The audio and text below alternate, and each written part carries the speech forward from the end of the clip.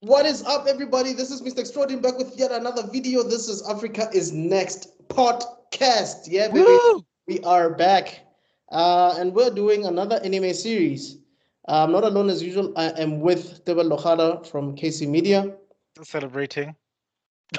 celebrating 100 subscribers. There's actually more than 100 subscribers. At least if we can get to 150, then we can do the Pokemon jokes. At least 150, you know? And you should check him out on KC Media on YouTube.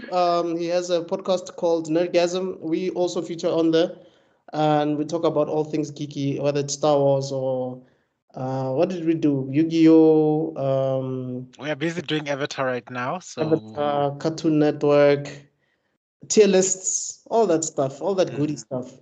And we also have Mr. Buckmeister from What up? from Master Geek Media and Buckmeister Cool Reacts. Yeah, you can just check out his stuff over there. If you want to know our hot takes on geeky stuff, it's called Geek Heresy. Check it out. You might not agree with some of the things we say.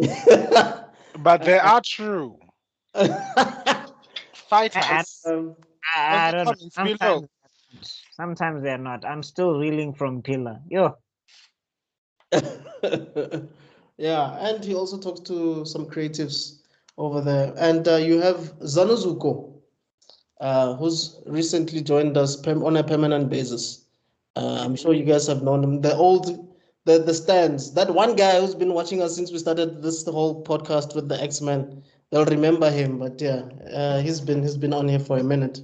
But yeah, so this time around we're gonna be doing Basilisk.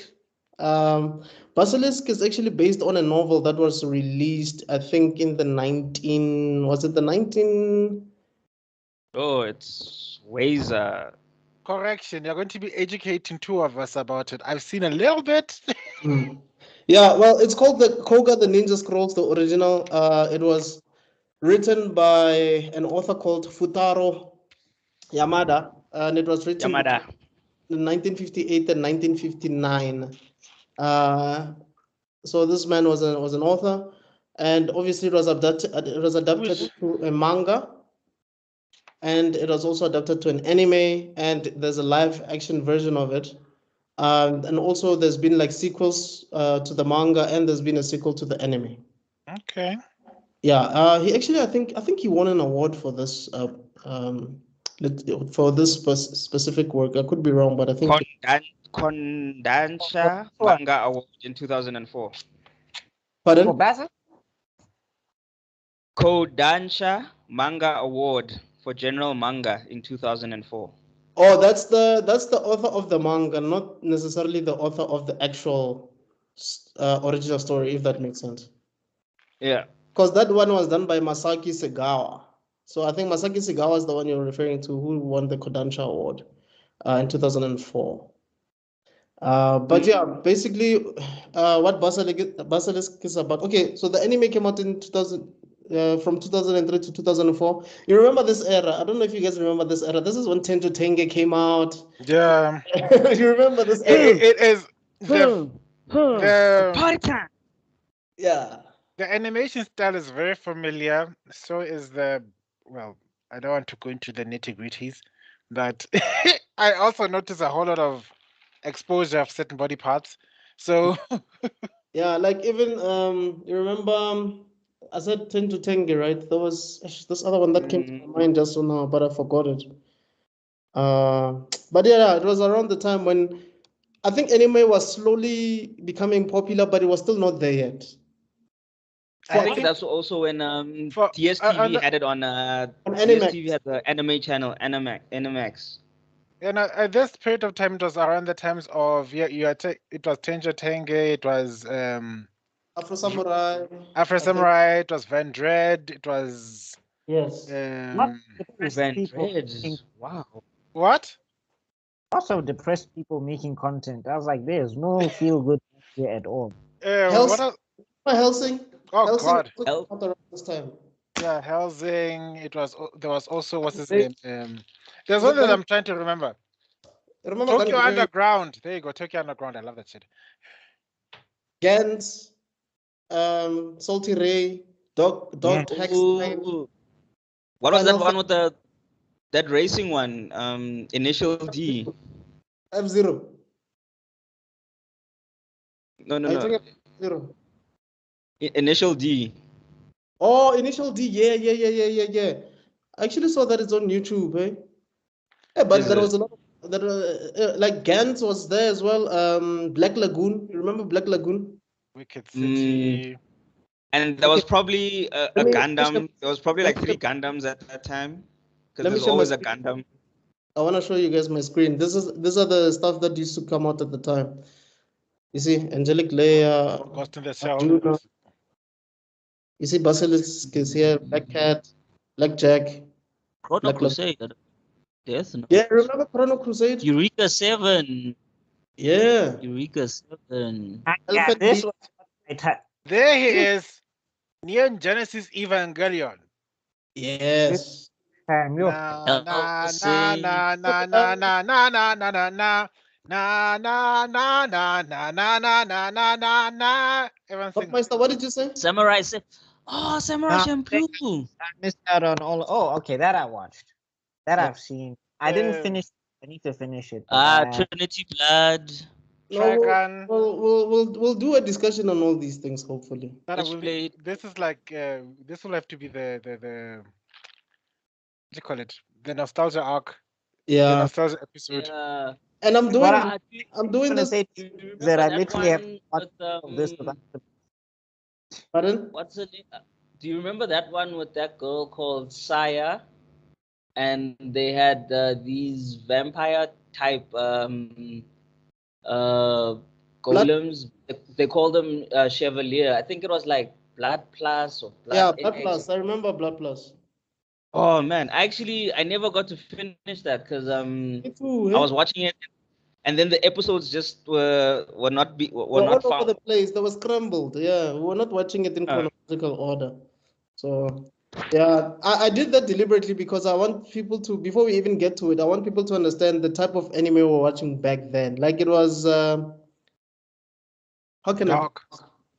Yeah, not just dark, but I think, especially for me as a writer at the time, we were just being exposed to a lot of different genres at the time, and because this doesn't fall under shonen, for me. I mean, this is like a seinen type of.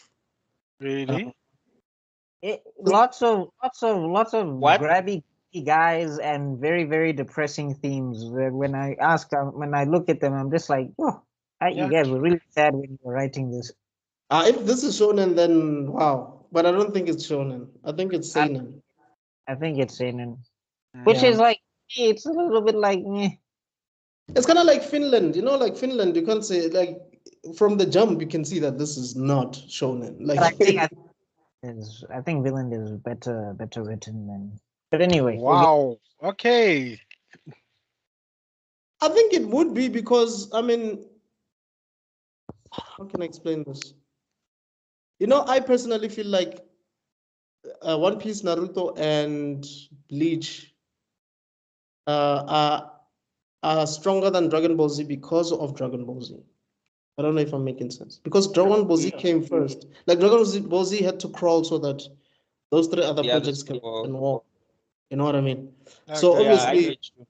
So obviously Finland Saga would be better than this, if that makes sense. Like that's how I see it. I think the things that we enjoy now are better or are on a certain standard because of projects like these.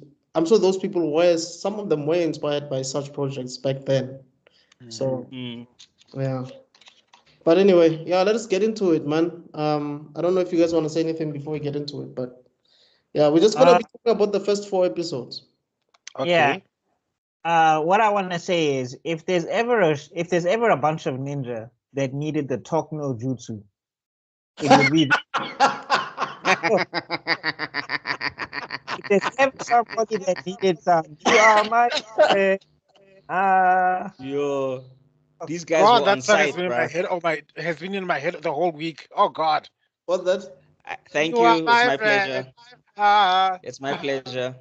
Now you put the Evangelion one in my head right now. I don't think I can shake. Payback's a bitch. But I That's agree what you with you. like. I agree with you, Buckmeister, because these people had beef for half a century, I think. 400 years. Longer, hundreds of years. It was like 200 years. Four. It's From what I read in the first episode, it's like we've been at rivals for 400 years. Yeah. I was like, okay, Dude. what happened? What are you mad at? Yo. There's Xhosas and Zulus, and then there's these guys. So I can't even take upset for like an afternoon. These people were beefing for 400 years. Yo. So and you must remember, this is also inherited beef. So you just inheriting beef. And then when you inherit the beef, you cause new beef. The reason I wanted to say half a century, I think, like, because it starts. Okay, well, let's just explain to people who have not seen this. So it starts with two clans pitting against each other. Obviously, each clan leader brings a fighter. The Iga and the Koga. Yeah, the Iga and the Koga. Fun fact: the Koga actually do exist. Oh, pretty sure the Iga too as well. I'm not sure if they still do. 400 years, because Jesus. Because I do know that there is a Koga Shinobi school of learning the ninjutsu. Oh, interesting. Well, it makes sense. I mean, Masashi Kishimoto used names like Tsunade Jiraiya and Orochimaru from an already existing folktale, I think. Yeah, folktale. And names like Hattori Hanzo, very big during the Yes, Hattori Hanzo is big. Is big and is an actual person. An actual ninja. Hattori Hanzo is an actual historical figure. Oh. Quick segue. While we're on the ninjas, I just remembered. Remember that ninja movie about that young kid and then there was this black lady detective who found out about the ninja? A movie. I don't know if you remember that movie. It was a movie. Okay, whatever. But Ninja Assassin. Yes, Ninja Assassin. There's gonna be a Netflix series about that. We should check it out. The way I was so lost, I was like, it's such a redundant title. Ninja Assassin. Dude, like, I think that's probably an assassin, are you not? also I think that's probably why I forgot it. Spy, yeah, spy. Yeah, they're also spies. So there could basically be like covert. Yeah, there could be Ninja Spy, which I believe there is a movie called that as well. Probably so. It's probably a ninja. I'm sure there is, and there's there's an 8x11 involved in the naming. Wait, what does that mean? Printing paper. Let your imagination do the rest. Oh, dear God. I'm not going to say anything. I think it's a blonde moment for me, but I hear you. We must stop using that. We'll get cancelled. I just noticed I've been saying blonde moment a lot, and I've got... You're offending all the blonde people. I'm dead. Guys, really? Okay. Sorry, Extraordinary, for that. I just wanted... I actually wanted to send it to the group earlier, but I totally forgot about it. It's all cool, man. Let me just say, I'm uninformed at this point in time, at this juncture, in this particular moment in time. Anyway, Mr. Astronomy, did you cut your hair? Yes, sir. Looking good, young man. Looking real good. Thank you, sir. Yeah, he looks like a comrade. That's why he's speaking like one. He's got the glasses, the bald head. I'm back at the Air Temple. We just need to watch the bison speak. You're at the ANC conference. We're just missing your suit. I was giving away free T-shirts earlier on. Anyway, so yeah, those two clans basically have each fighter from each clan. They're basically duking it out, so that that man who has like a testicle on his chin. Yeah. Thank you. I was like, what the hell is it? It looked like a boiling egg. I was like, my guy, a rotten boiling, like, yo. That looks like a frog. I was like, bro, waiting for him to say ribbit. Bullfrog face. Let's listen to him. Doesn't a turkey have something like that? Oh yeah, I a think rooster as the well. best description was like, just look up a turkey and that little sack it is. That's what that guy looks like. I think You know, I'll get a picture and put it on the screen. which is something I wanted to highlight. I Yeah. understand there was a big problem. Nowadays, we've got a problem with everybody being looking extremely beautiful. But back in our days, Yes. why did they have to try so hard to make everything look absolutely revolting? Yeah. Oh God! That's something I wanted to say that Like what the hell? back then, anime-wise, character designs were very distinct. Like you could tell that these people are different from each other. I think the only downside of it is sometimes you could easily tell who the main character was based on the look. But yeah, but some of these guys, yeah, The main character was always handsome, and the bad guys were always ugly. Well, yeah, the bad guy was also just as handsome. was handsome, but was like devilish. Oh, the main bad guy, the henchman. Okay, sorry, the henchmen were ugly. The main the main villain villain. was breathtaking. Yeah. Is there a villain in this? I don't know. It feels like everybody messed up. Oh. I genuinely think there is a villain because I remember the story how it ends. I think there is a villain, but yeah, Oh maybe well, There is a villain. from what I gather, it starts off with the Iba literally trying to massacre the Koga before the war even starts. yeah. No, they have that whole exhibition match, and then the two old people who apparently were like together at some point. Yes. They were trying to work it out, and then one felt like they betrayed the other, and then they just had to fight forever. And I was just like, really? Okay.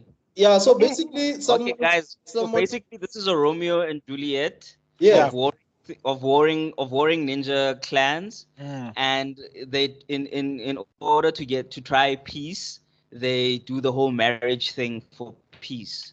So now originally the current leaders were the ones who were supposed to get married. Yes. They were supposed to get married and bring the clans together. However, the Iga then attacked the Koga.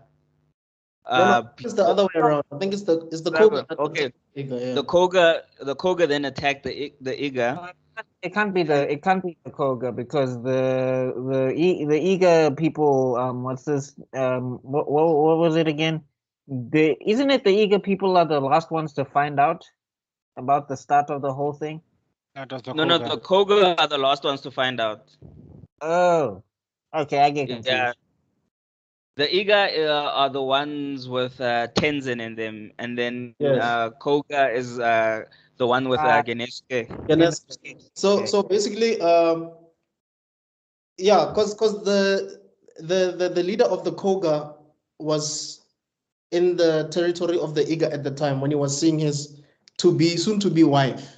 Yeah, so there was an invasion, and then he fought some of them off, and then he realized that one of the shuriken that was about to kill him was his, like, he could identify it, like, hey man, this is my clan's weapon. You know, that's when they told him, dude, what are you doing here? It's like, yo, I didn't give you guys an order to attack. What are you guys doing? They're like, tonight we're not listening to your orders, chief. We came here to destroy the Iga. And then he was truly shocked. And then now his soon-to-be wife thought that she was being duped all along to fall in love with him, so that they can secretly invade their clan. And I'm just wondering, and I just want to ask. I'm just like, guys, is the beef that important that you have to keep this thing going? Because literally, you could have organized it with just a sit down. Right. Or they could have just made a little MMA tournament. You know, winner gets all, loser doesn't. You know, like something like the tuning exams. Remember the tuning exams initially were like it was just a way of them squashing like old beefs. If you remember the tuning exams, like the ninja nations were actually just squashing beefs through the. My thing is, where, like, you know what they needed? Where was that flute from Naruto? They just needed that do do do do do do do, and then they just talk it out, and then everybody. Because, like, for me, I was like, I was trying to comprehend. So you guys are going to disobey the orders of the head of your ninja clan to go with the shogun? the retired shogun, and I'm like, if he's retired, he doesn't have an office. Why are you listening to this guy? Wait, who was the retired Wait, shogun? wait, wait. Who was the retired shogun? Tokugawa Ieyasu. He wasn't retired. He was. Remember He was okay. selecting heir. He was using them to select an heir. So he was still in office. He wasn't retired, but he didn't have it. He had as usual, because in them times, homie had like 20 wives, and he still had the concubine, because there was levels. So you were either a wife or a concubine. Yes, I know that. So, and a concubine, technically you married to that man, Yes. but you are basically just a legal side chick. Yeah. That's what a concubine is. It's just a legal side chick. What I'm trying to understand is that, so he's the current shogun, right? Yes. The first, I think, even developer, you can correct me if I'm wrong, but I think he's the first, isn't he? He's not the first. There were always a He's not shogunate. the It's just that he was the reinstated new head because the So the remember, state was a mess. look, So he remember was the the shogunates that'd be like the Mlambo shogunate, that'd be the Khala shogunate, that'd Yes. be the No, Matabo shogunate. So no. Those are daimyos. those are daimyos. Oh, There's only okay. one shogun. There will be only one shogun. There's only one emperor. So the No. shogun. I mean, the one, like, remember, sometimes I would get toppled and my family would get killed, and then you would take Yes. over as the shogunate. That's what I meant. That's correct. Yes, we had Yeah. those were the cases. And after the warring states forgot which clan became the shogunate, and then the man sent everybody to Korea. Everyone died. He eventually dies from all the stress. Fight me on that analogy. And then Who talking about? no, before him, Okay. Hideyoshi something. Oh my God! Why do I still remember these names? Hey, Who dude, else? you good with names? This is your forte. You the name man, bro. Kala Sensei. Yeah, I must stop this. Anyway, You're the name. You're the name. You got named in jutsu, bro. Watashi wa Kalama. Watashi wa Kala Sensei. I should. This power only works when it's about anime related things. When I meet somebody in public, I'll send you the video. It's like, what's this guy's name? His name is Yes, Coco. That thing, all out the bra. Is that guy? Oh, you know what you need, ne? That's what I'm saying. Everybody needs to introduce themselves. Hi, Sensei. Watashi wa, and then he's like, I got it. Oh, Bankai. Yeah. So the shogun is still the shogun. Yes. He gets now the Iga and the Kuga clan to come have a ninja display, and Hanzo, he's the one who enacted the edict that the Kuga and the Iga could not go to war with each other. So when they see each other, they have to turn the other way. Otherwise, their whole clan would be punished if they got into any more fights, because their fights were so gruesome that they would bring innocence into it. And so in order to stop all that bloodshed, I think it was whichever, like Hanzo, whichever, because Hanzo was a name and a title as well. In the story. In the real in real life, it was just a name. Yeah, in the story, Hatari Hanzo is a name and a title. So he was now the year 400 Hanzo.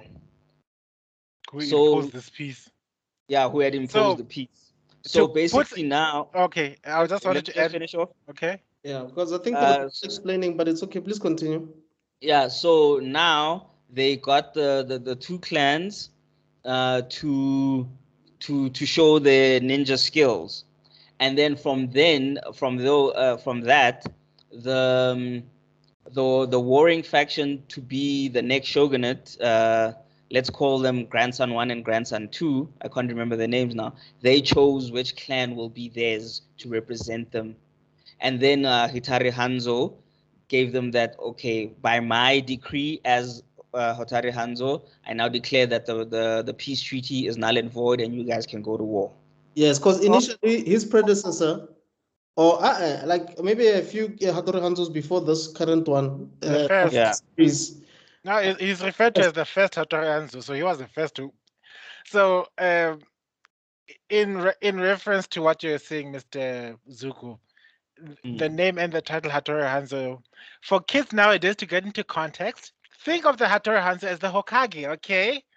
So he's the Hokage, and then there are two clans, so it'd be like the Uchiha and the Senju, okay? And they still hate each other, even though they're forced to live in peace in this one. And we call this whole village is Japan now. It's no longer just one separated villages, okay? But now, because the daimyo of, in this case, the shogun, but in the Naruto universe to be the daimyo, he says, no, I want the Uchiha and the Senju to determine who's going to be the next daimyo. The Hokage, aka the Hanzo, decides, let's have this contest to happen. But in this case, it's not just a contest, it's a full-blown war. That that concludes my translation for Gen Z. How did I do, Buckmeister? No, that's Yes, different. yes. I still need my flute. I still because the other thing that I'm trying to understand, right? So this Yeah. is to determine who's going to be the successor, right? Yes. Yes. So bro couldn't just make his kids fight and pick one. He had to Oh. involve the entire clans. No.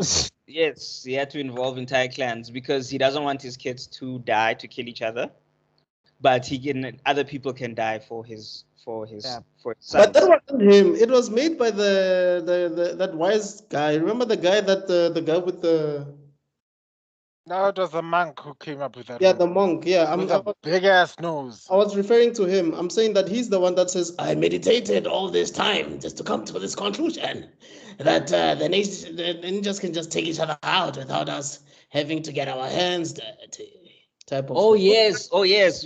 Thank you for reminding me of that. I forgot that. So the ninjas to take each other out was also it was a sub. There was a subplot. Actually the sorry. Let me start again. The electing of the next shogunate was actually the subplot. The main plot was to weaken the ninja clans because the ninjutsu was so strong and they were so powerful that the shogunate were actually scared that if these guys ever rose up against us, we would be in trouble. So actually, the whole selecting of the Buckmeister, I get now why you were confused because it really didn't make sense.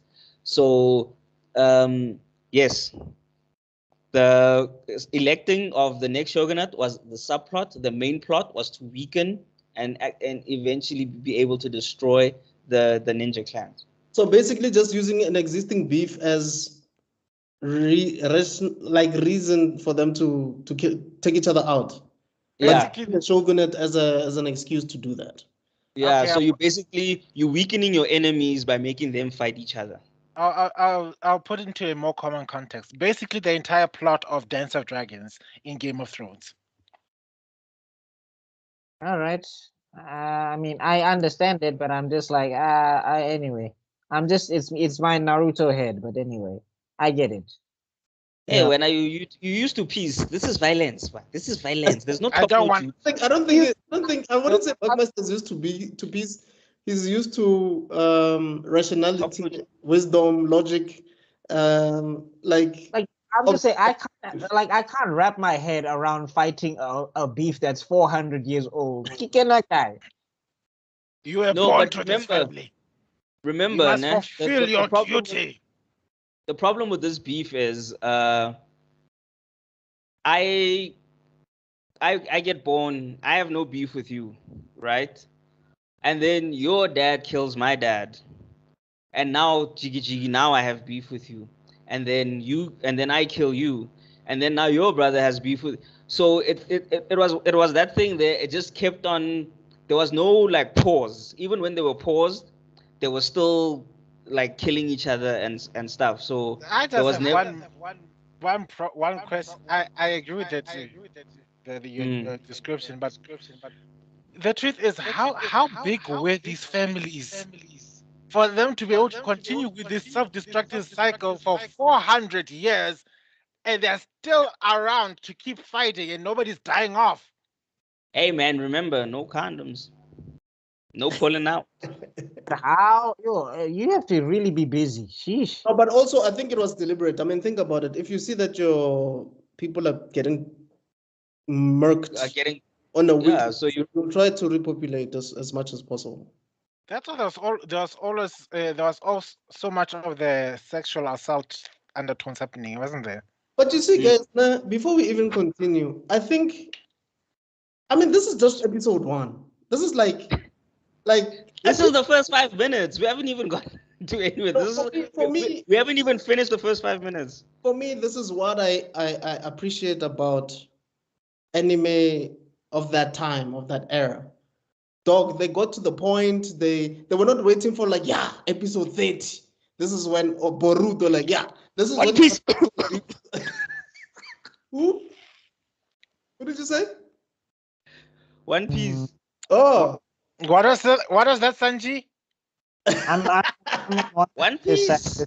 I'm on One Piece. I'm saying it. Sheva, look, this is my chest. I'm saying with it. One Piece. no, Buckmaster, I think maybe you're on their side because I mean, One Piece is more of a world building type of story. Niggas know how to get over beef in One Piece. 400 years. Aye. But guys, 1,000 episodes. I ain't gay. Yo. But anyway, I digress. I'm referring to you understanding the story quickly. Like I'm talking about like the way the story is written. It's so it makes you think. You're talking about the story. I get it, and I don't have any like objective criticisms. I'm just saying, for me, this kind of thing wasn't my thing when I watched it initially, and I'm just getting reminded that it really wasn't my thing. But we'll finish it, and then because I did finish it, I do remember finishing it. But I'm the only one here who hasn't watched this thing because everyone was talking about Basilisk this, Basilisk that, and I was still going on and on about Kenshin. So I watched. Oh, Kenshin. I didn't watch it. I watched it. Nobody's told me to watch this thing. I only watched it because I started it on Animax as well, and then I got it from a homie later on. I started it on Animax illegally, and then my homie had the hookup, bro. He had the hookup. He flew to Japan. He brought the DVDs from Japan. You remember because I used to buy my anime at Musica, and I remember even at Atterbury at a point had like this shop that has like a lot of anime, dog. Yes.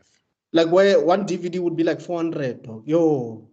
Like a DVD, like a season of Smallville was like 400. Harry Potter was like 600. Just one movie. Oh God, yeah, bringing back memories. Dog. Back in that time, you added 200. That's a full tank, bruh. Hey, dog. But anyway, yeah. So I think I'm just gonna show images this time around so that people can understand what we're talking about, because we're talking about 2 different eras at the same time. So, but anyway, those 2 old people eventually, like, okay, the fight is stopped by the old man because he says, "I've seen enough." Then because one of them was literally, the other one was using a garrote wire to slice everything up, and the other one was spitting at his hair. From his hair. The other one was basically, what's this dude? Hisoka. He had the properties of gum. And the other one was using his hair as a garrote. You remember there was another character like that in Naruto who fought against Neji. No, it's Kidomaru. Yeah. The Sasuke retrieval arc. Yeah, Kidomaru. Is it Kidomaru?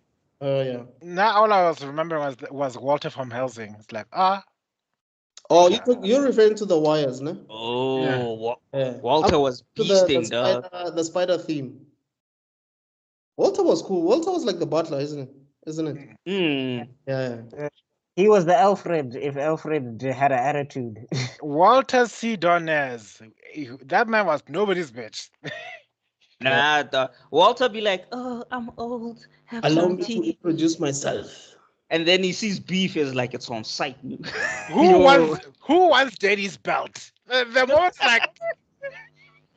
Yo, bro, I remember that fight scene when okay, wait. I'm gonna digress. Tangent. So yeah, they ask Hattori Hanzo to end the ceasefire, right? And they sent the scrolls. I'm just saying, like, crazy. How much beef do you want that you're just like, hey, dog, as soon as you can end this ceasefire, we can start offing each other. I don't know why you have this thing in the first place. I'm like, No, what? yo. No. What pissed me off was like this, like Hunter Hanzo, and the ceasefire, please. And then after that, the other those two old people were like, wow, this is such an unfortunate thing. I was like, Oh, bro, it's so Our sad, you know. grandchildren are probably together right now. So I was like, oh, sad and Mm. unfortunate. Like, what the? I'd have been the first, like, not today. Give us. I was just like, so you guys know this is a bad thing. Them They guys knew were the the whole definition time. of on site, man. Those guys were the definition of on site. They did not care. I I felt think it's basically like this thing is too big for us to solve. So we're gonna Solved pass it. it to the next generation. let's Don't ask. pass it to the next generation. That's basically what it is. Why did I But become? it was so, it's just like, just don't ask him. Just don't ask him to end the ceasefire. It's fine. I don't care about mouth shut. Tara Hanzo, let's end the ceasefire. Like, I don't. Give me. Look, let's have a tournament where it's no kill. People get wrestled down. You know, Mm. let's make it Also into a need to sport. understand. You also need to understand that the fighters that they brought there don't know their backstories, so they still had to show. They still have to be those leaders, in front of those people, if that makes sense. Because otherwise, those guys were gonna be like, "You won't believe what our leader did." They said that Hattori should not. You know what I'm saying? Like it's Oh yeah, so no, there's a very quick solution to that problem. what? Very easy. Like, what? Oh dear, my apprentice just died. Oh no, my apprentice died too.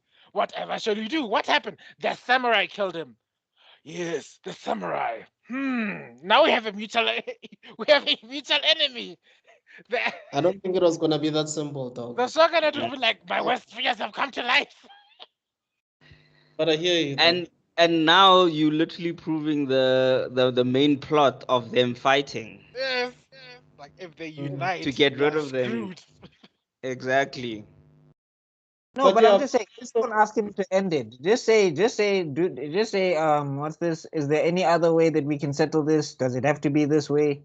You know, at But least then look like you then have some then remorse. the series ends in the first 10 minutes. Then there's no series. Or there is, but it's not as compelling and it's not yeah. as tragic. I mean, I'm I, sure these guys already knew this when they were even making their cases. They know this already.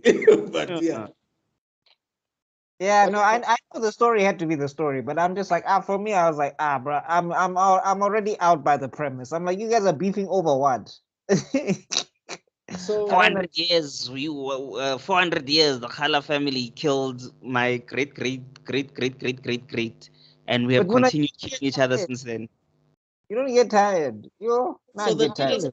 the leaders of each clan basically writes 10 people that will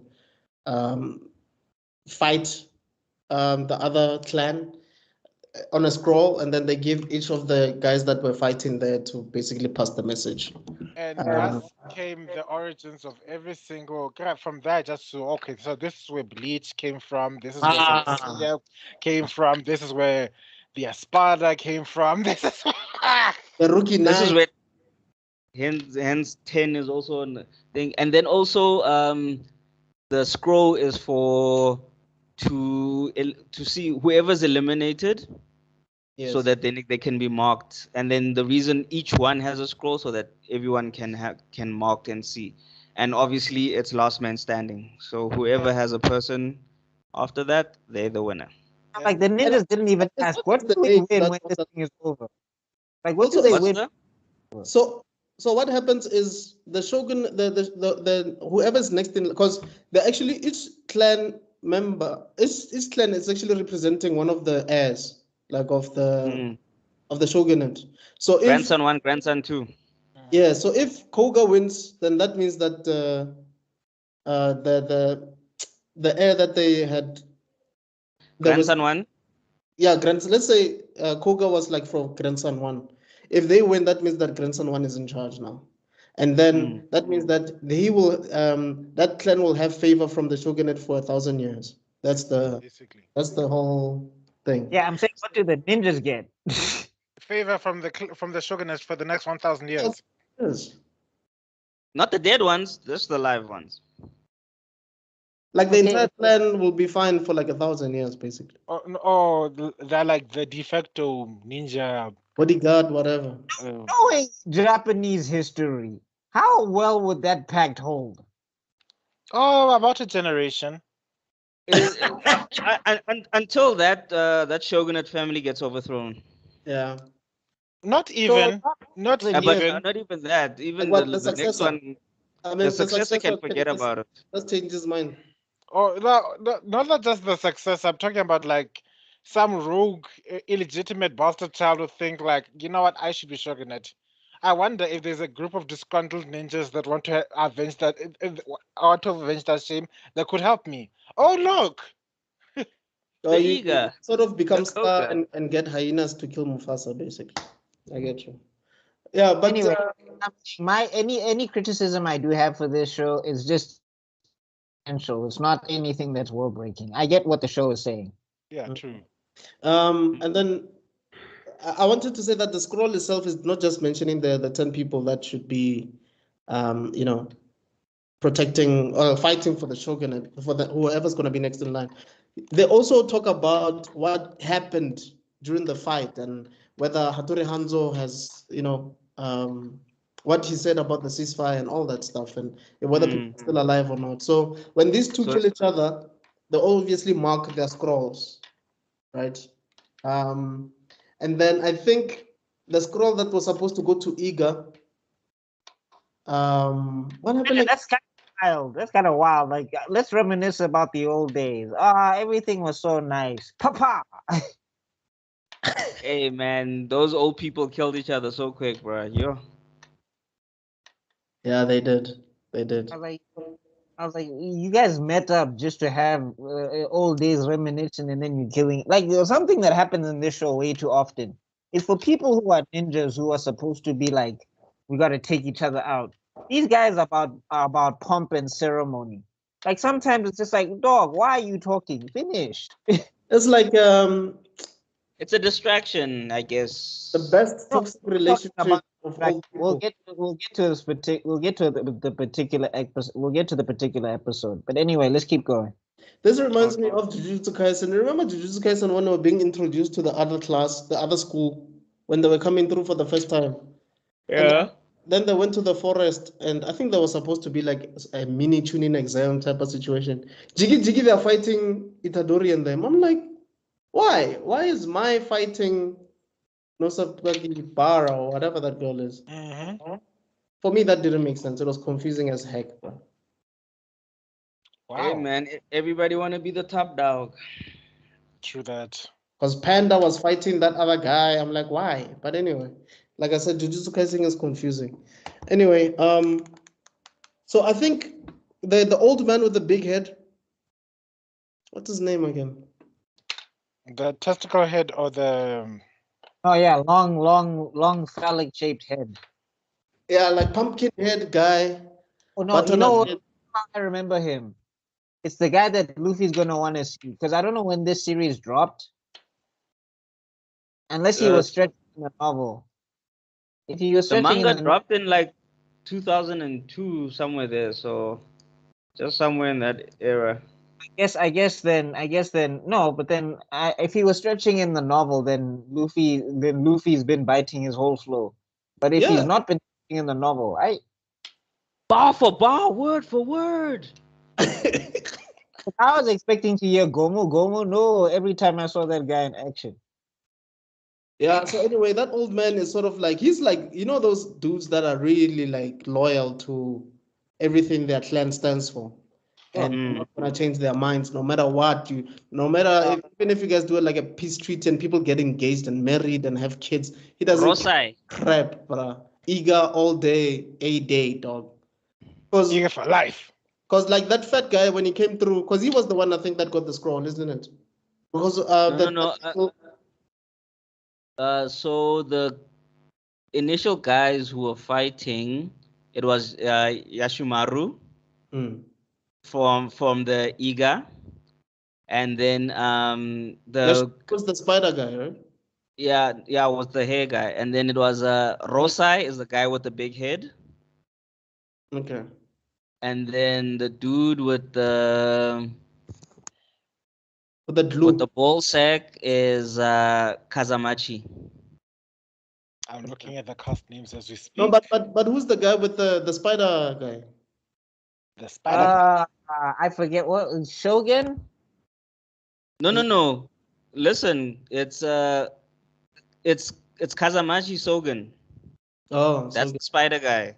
all right. And then the guy with the hair, the guy with the wires. It's Yashimaru. Oh, okay. So what you were saying, Yashimaru and Shogun? What about them? Because they were the ones that were given the scrolls, isn't it? Yeah. So Akire Ogun, which is the eager grandmother, the eager leader, and Danjo, who's the Koga leader.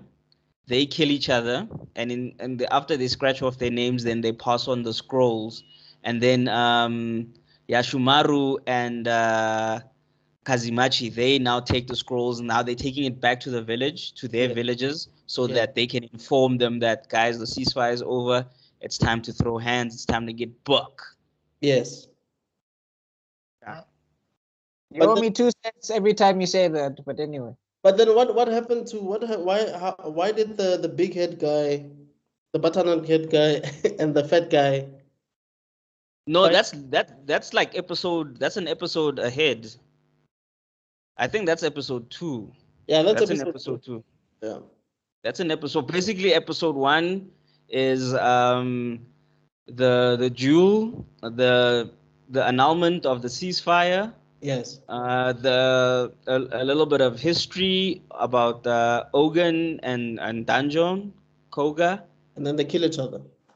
And then the scroll goes off, and then if I remember correctly, they show a little bit of Ganosuke and Oboro. Yeah, because they were. Oboro going to meet Ganosuke. Yeah. I think Oboro for me is one of the weakest characters in the show. Like no, she is weak. Literally, she's physically weak. She literally. No, like dude, she's. So Oboro. So now imagine this. You are the leader of a ninja. You are the next head of a ninja clan. You have no coordination, like zero coordination. Like you cannot throw a shuriken. You cannot swing a sword. You cannot wield a staff. You cannot and you're naive, perform. And you are naive, so you're not smart. You're not smart. You're not cunning. Yeah, cunning. That's the word I was looking for. You're not cunning. You are not physically dog. So okay, so so one of the 10 ninjas, something we forgot. They all have a special skill. So like the first 2, his hair is literally a wire. It could cut through a wall. It could cut through someone's bone. Yashimaru, and then Kamazachi, he's got like basically glue. He's got glue in his mouth. It's 10 times stronger than glue, than any glue. His spit. So, his spit is basically like phlegm. It's called. They pronounce it as phlegm. Yeah, phlegm. Yeah, they say it's phlegm, which is disgusting. Like phlegm is that guy. That character is disgusting. And then they go off on that, and something happens. Oh, no! Those 2 guys don't get this. One of the guys doesn't get the scroll. Remember, the scroll goes with the eagle, and then someone. I think that's where Rosai comes in because he sees the eagle. Yes, Rosai is the big guy, right? No, Rosai is the one on the head. Oh, the butternut guy. Yeah, butternut. You know, at this rate, I feel so sorry for your editing, Mr. Extravagant, because the amount of times are going to be showing different character faces at this point in time. This guy, no. This guy, no. This guy, no. This guy. Dude, it is what it is. I think that's the whole point of this thing. I mean, it's so that people can know exactly what we're talking about, right? But hey, it is what it is. But I think, are we in spoiler territory? Is anyone going to be? Should you give spoiler warnings at this point? It's been 100 years. What is it? No, but like if you're watching this, then you know what we're talking about. You can't be expecting us not to spoil it. It's counterproductive. I can't tell you that I'm gonna talk about the sun, and you're like, no, I don't want to know about the sun, and then you come in and you watch it. Best defense. Thank you. That is admissible to the courts. I'm Okay. saying, didn't we? Isn't it too late? Like you're like it's too late now. It's Yeah, like please Yeah. say the below. what? What did you want to say? Yeah, his argument is admissible to the court. Yes, and so entered into the evidence as exhibit A1. No, sorry, before that, I think before you were asking, I think you were asking for a reason why spoiler territory or whatever. Oh, because they're going into detail about who fought who does what, who dies when. Oh yeah, no, like Zuko said, like it's too, like even Buckmaster said it's too late, yes.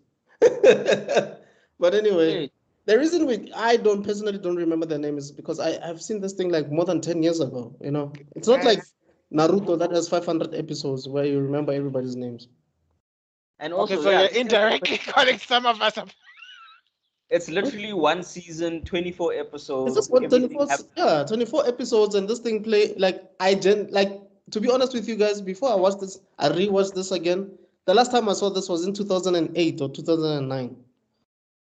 About same year. Mine was like 2006, I want Yeah. to 7. say 20. I want to say what 2013 maybe, because I think it was something like similar to Naruto. And I was like, oh, okay, there's ninjas. Oh, okay, they have abilities. And then I'm like, but I don't understand the beef. Where's the talk? No, okay. Should I? I Okay, want to so say I never. sent Okay, let me a share my picture screen. with the people's names so you can Let me it share can my help you out. let me share my screen. I don't know how to share my screen now because I'm under chats. Ah, okay, that's fine. Just close chat and I think let's just keep the show going. I think through editing, people will know who's who Yeah. because we have Anyway, other episodes to talk about. yeah. Anyway, episode 2. So the big guy, I think his name is. I'll tell you just now. I think he's supposed to be the comic relief, Udono. he is the comic relief.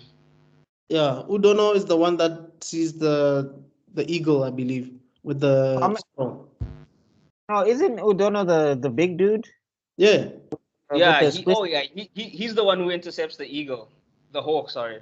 Sorry, the hawk. Yeah, and then Rosa is like, dude, why do you want to see what this hawk? Because this is our hawk. This hawk is the one that's supposed to give us information. Why do you want to Yeah. know? This has nothing to do with you, you know. So they see it at the same time, but he gets it first, and then as when he gets it, Rosai comes and he's like, "Dude, that's our eagle, bro. That's so you need to bring whatever that eagle was holding that belongs to us. I Yeah, mean, it's a hawk, right? Not an eagle." because he was on some finders keepers thing. You know what I mean? Like, yo, I Yeah. got it and whatever. And so um, who's this guy? Rosa is ready to throw hands. It's like, nah, dude, give it back. And this guy's like, dude, remember, our leaders are about to get married. So Why are we beefing? why are we beefing? And that guy's like, dude, I don't care who's getting married. Let's go. Let's Yeah, bow. because Do that's that. ours. So let's get that. Yeah. So in the meantime, Kazamachi, aka Flame Guy, he's now going to he's got the Koga scroll, and he's going to Koga village to give them the news about what's happened and everything. And while this is happening, while now Udono and Rosai, they have they call what they call it ninja games. It's basically sparring, but they call it like let's have some ninja games. But it's basically sparring, so that he wants now the scroll because he wants to see what's on it. So he suggests to Udono that they have a spar so that he can get to the thing. While they're having a He spar, couldn't carry the rest of that energy throughout the rest of the show. Just be like, hey, gents, let's have some games. But Why would but to be honest though, you said it's Udono, right? Udono was in his mind he was sparring, but Rosai dog was serious. He was sparring dog. Because he was like, just remember, even if he was sparring, a death is a death or something like that. Like you can die. Even if it was sparring, it's possible that you might die. So while this is happening, Geneska and Oboro are chilling. They talking sweet nothings to each other, like, "Hey, we're gonna bring peace to the family. Nandi, find beefies or pela." So yes, I will give you lots and lots of babies and all that romantic crap.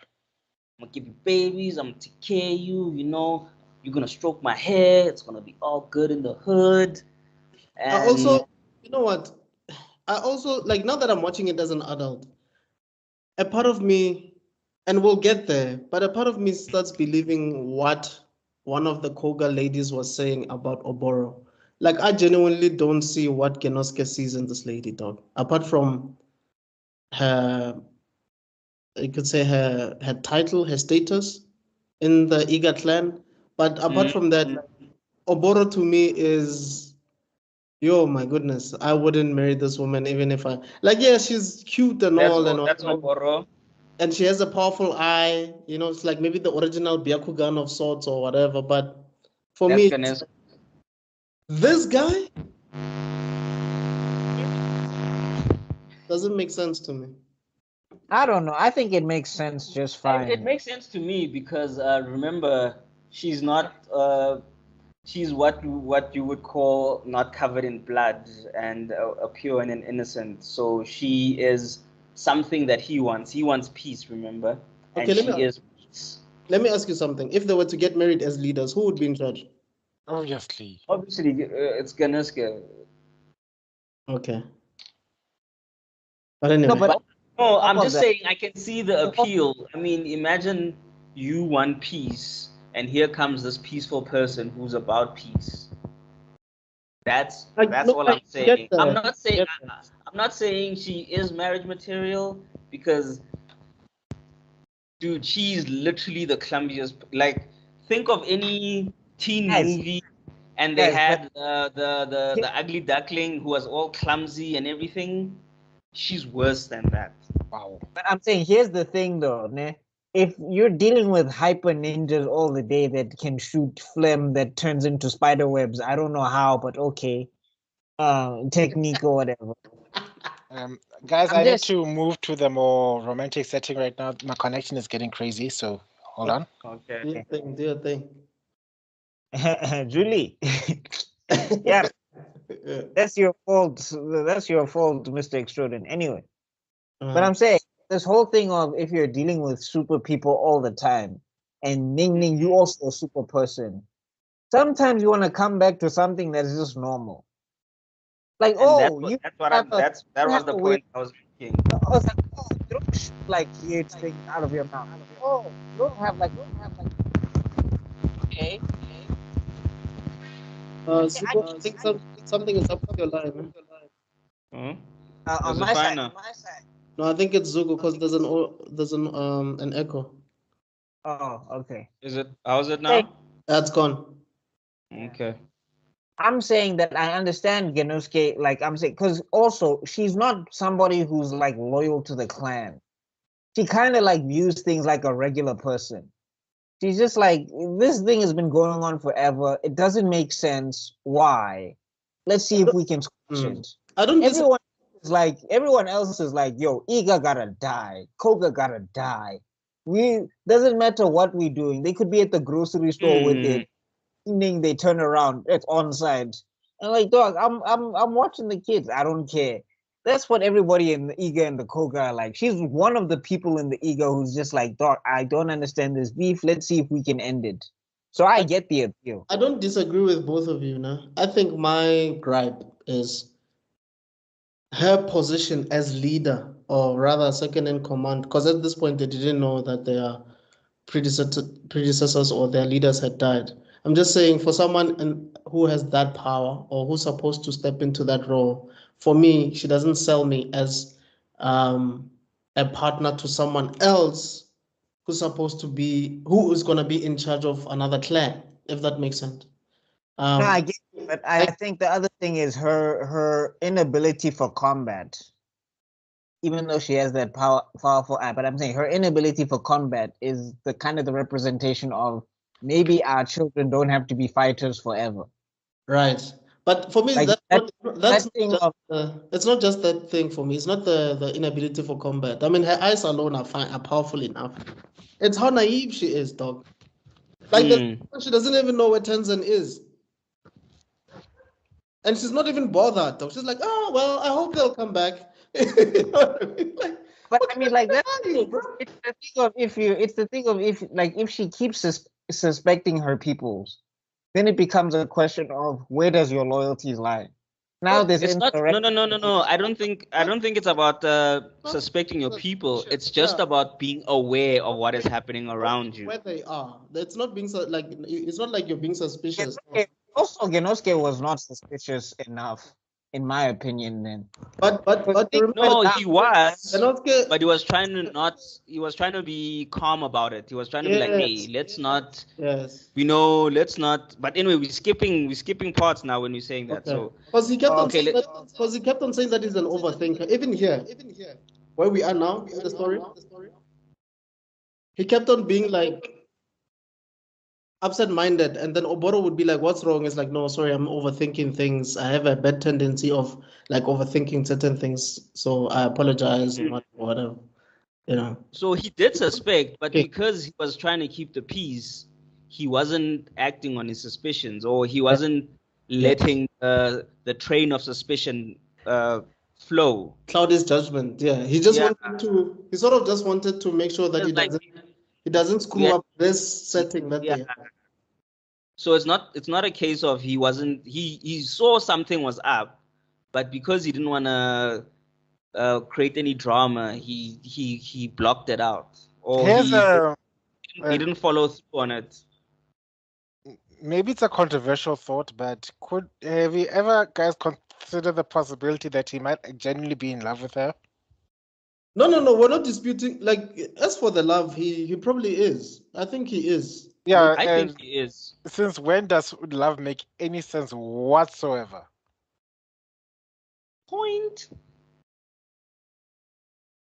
Yeah, but where I was coming from was not necessarily from his perspective. I was coming from Oboro as a character, as a character, as a leader, not as a love interest. But I'm saying, if you see in her perspective, this is how I felt during the Korra review. If you see in her perspective, if you look at it from her eyes, you check. Wow, Korra catching strays. I see what you're doing, but I want to hear you out. Please go. I'm saying that with this character, I get your grievances. She doesn't give something as a leader, but this whole thing has been based on respect. These ninjas could wash the samurai and the shogunate no problem whenever they wanted to, right? But now they are bowing their heads down to these people. So with her inheriting her position, she didn't give me the impression that she wanted it in the first place. Like, she didn't give me the impression that she was built for this thing in the first place. So she's just taking it on because the clan says she must. Now she just wants to. I'm saying she also gave me the impression that, they gave me the impression that they are into each other, even though it's in that weird Japanese way, where it's like the good people just hold hands for 20 years and don't do anything. Everybody else is grabbing boobage left and right. They are like in the first episode, Spider-Man cups hair dude. Great ropes his dog. I was shook. I was like, what move is that? It's like to cry like a little bitch or something. I'm like, Spider-Man. Like, are you going to? I was like, hey, I mean, I guess if that's your thing, my guy, but in the middle of a fight, you're not even gonna buy a guy dinner first? Okay. In front of people? Consent is important. Not in the ninja world, apparently. Nah, they can't spell that. Just going back to her. Like, I think the thing is, she really believes that if she can get this marriage on the way, that this whole thing can stop. because she's a sensitive person and there's lots of violent things happening around her. So it's like she's blocking it out because she's like she can't process what the hell's going on because she was never built for this thing in the first place. I honestly feel like she's the OG Hinata dog because this thing of like no, in a sense, that like hey, Hinata had hands at least, bro. No, I know, but apart from that amendment, it just feels like wasn't she like next in line for being like? Yeah, she was the Hugo princess. Yeah, and wasn't she like more feminine and stuff like that, and too sensitive and stuff like that, and No, her problem is her lack of self-esteem. Okay. She never believed in her talent, and Hanabi also believed in her talent, and she had talent. But anyway, yeah. So while Oboro and Genosuke are walking by, they come across Rosai and Udono. Oh, okay. I know. And then they actually stop the fight, and then Genosuke asks what's going on, and it's like, nah, we're just sparring, having a little fun. And then they tell him like, no, but this dude's got the hawk from our leader, and he didn't want to give it back. So Genosuke's like, hey, bruh, don't be starting no problems. Give them the scroll. He gives them the scroll. They take it back, and then he takes it back to Tenzin, who reads the scroll and sees what's up, and then he decides to invite Genosuke and Oboro to come through to the village. And I think that's the end of episode 2, unless I'm missing something.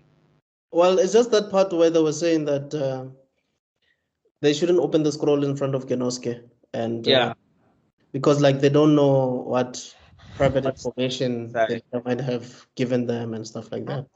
And Oboro was like, guys, this guy's gonna marry me anyway, so let's just open this thing. I don't understand what the fuss is about. Girl. Exactly. She was a gone girl. Gone. She was Vana. She was. Dude, do you remember that scene where I he's never walking thought ahead of her? I never thought simping worked in reverse, but there it was. No, but I'm saying though, maybe like if we look at it this way, ne? If we're looking at her whole entire goal is to end this beef. If they see there's a list, right?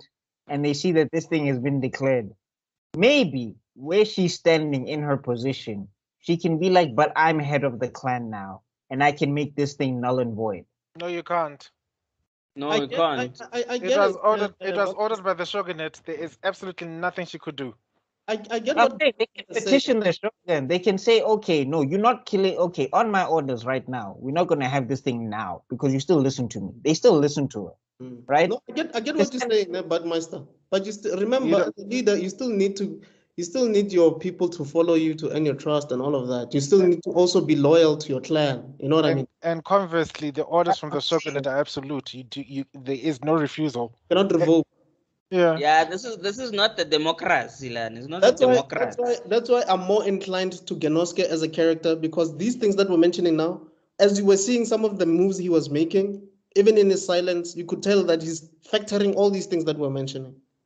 He's factoring his clan, he's factoring the moves that he could make, the pros and the cons, whether he should act now or act later, those type of things. Oboro, on the other hand, chief. She was ready to throw her. She was ready to throw her entire coochie at the man. It's like, I'm ready to.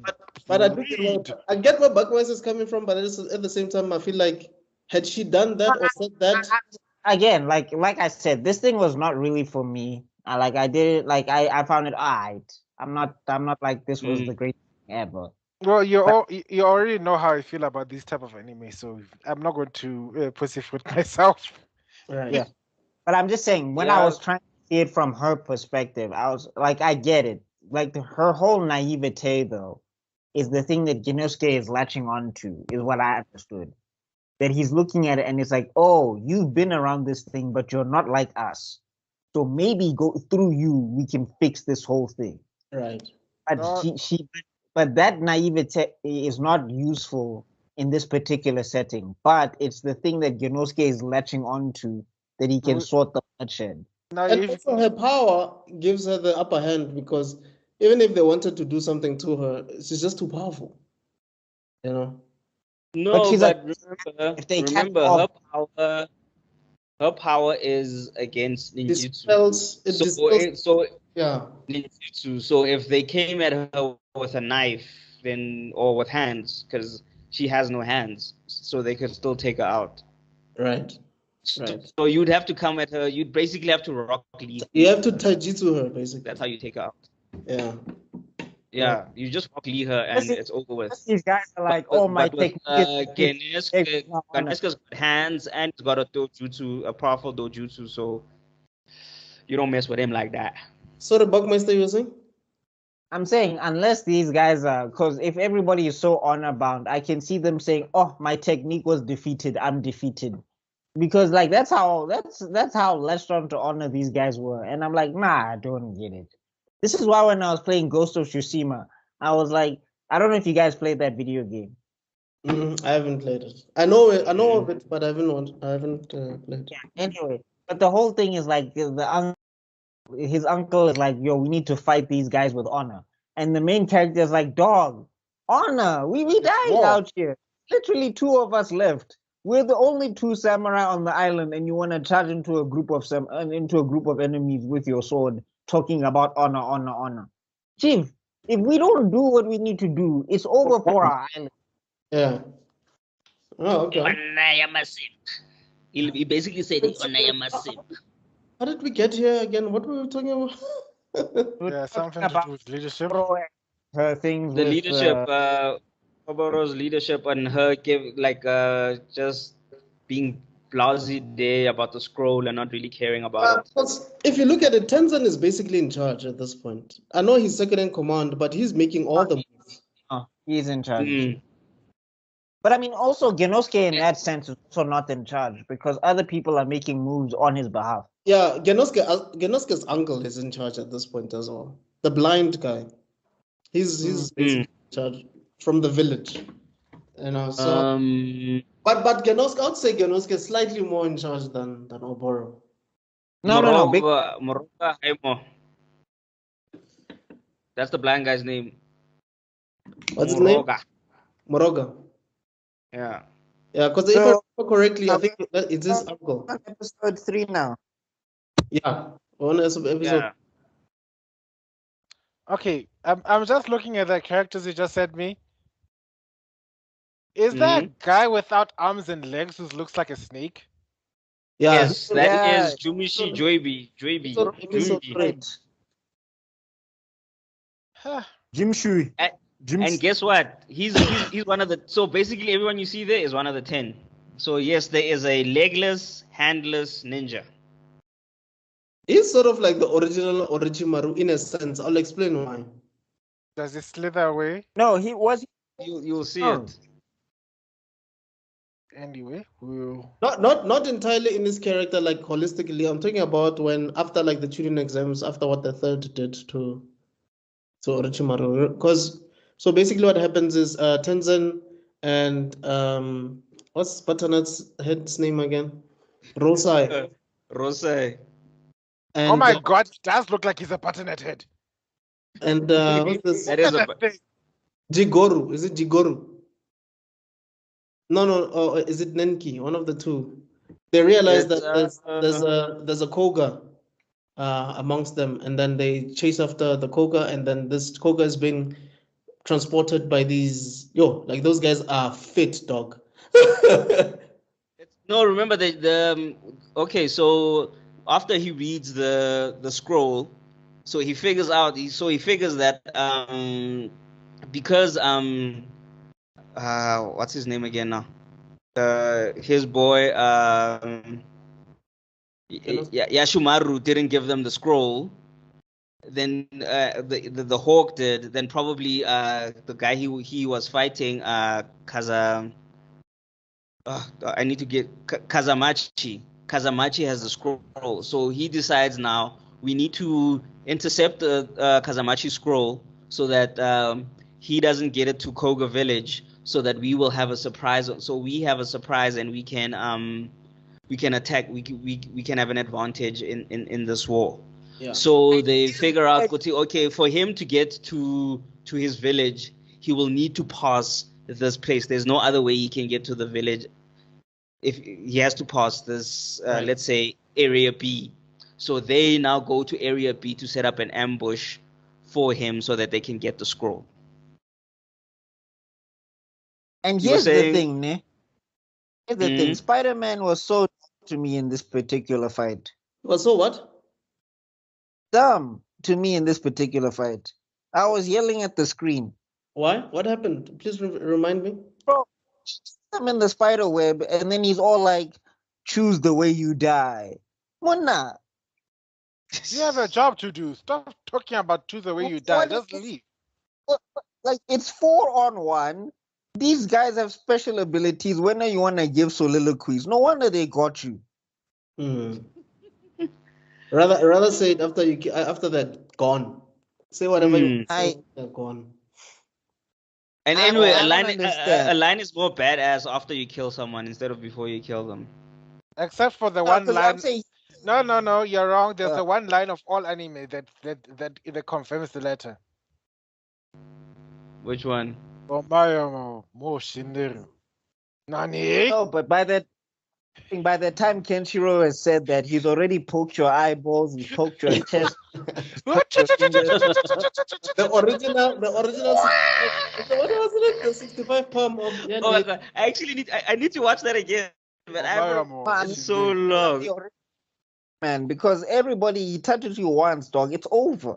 Nani? You know, I honestly feel like the more we analyze anime and manga, the more I realize some of these things were really stolen, like by our favorite authors, eh? Like your Masashis, and you're like, wow, dude, you stole so many things. It's like I can. Huh? Sorry, Hey man, what did you say, No, Buckmaster? I was saying every artist steals. Like even the things that we're making. If we look at it, somebody's gonna be like, "Oh, it came from here." It's like as long as you're not copying bar for bar, like you're not dog, breaking your it. character has lines on his face also, and he says, "Believe it." I'm fit. Batman says imitation is the highest form of flattery. Yeah. Don't feel bad about copying. Oh, you're Because I'm Batman. You're absolutely right. So yeah, sorry. No so they killed Spider-Man, or rather, No, not yet.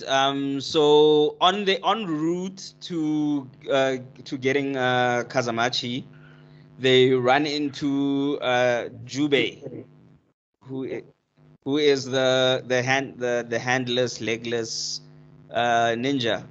So Tenzin stays behind, and he said, "I'll take care of this guy. You guys go take care of the other ones." You said that, like, that's what I was saying. Those two guys that were carrying him, they're very fit, dog. The whole way. Hey, and that thing is heavy, dog. That thing is heavy. Yeah. That thing is like wood and everything, and it was fancy too. It was fancy. It wasn't just stock Jubei is on. rich, dog. I think Jubei is rich, dog. Because he's the one. No, but I'm saying, like for me, I'm like innocent. Like, why would you work for a ninja clan? Hey, dog, me, I'd rather go be a carpenter. You were born into the clan. It's not. You are tough cookies. Exactly. There's no Ntontoni. Simba. Now I'm out. Okay, so while Nenki and Hotarabi and I forgot the other one, and and thingy, Yashumaru and Rosai, they go after this thing. They go after Spider. They go after Flame guy Kazimachi. Tenzin gets into a fight with Jubei, and then surprise, Jubei actually kills Tenzin because he has a sword in his throat, in his stomach, in his throat. Yeah, his tongue is so long. It's Orochimaru long. Yeah, that's what I'm saying. Masashi basically bit from here because that he uses his tongue as a sword, as a hand. But it's a common trait in most anime. You can't say he bit it from here because if you look at the characterization of Orochimaru, even in literature, as a snake, it was the tongue thing, tongue sword, or tongue or sword in the butt, one of the two. But then, so he kills Tenzin, and then he literally snakes away. The where? In the So, we just went past it. You want to bring it back? You're like, hold up, what? he was like, hold up, Wait, hold up. Sword in the what? In the who? In the what? pause. No pause, nothing. Okay, never mind. Going on. It's anime at this point, right? If you're gonna pause for that, you're gonna pause for a lot of things. Yes. So he Jumbe gets away, and now he realizes something's up, because like, why would the eager attack me out of nowhere? Yes.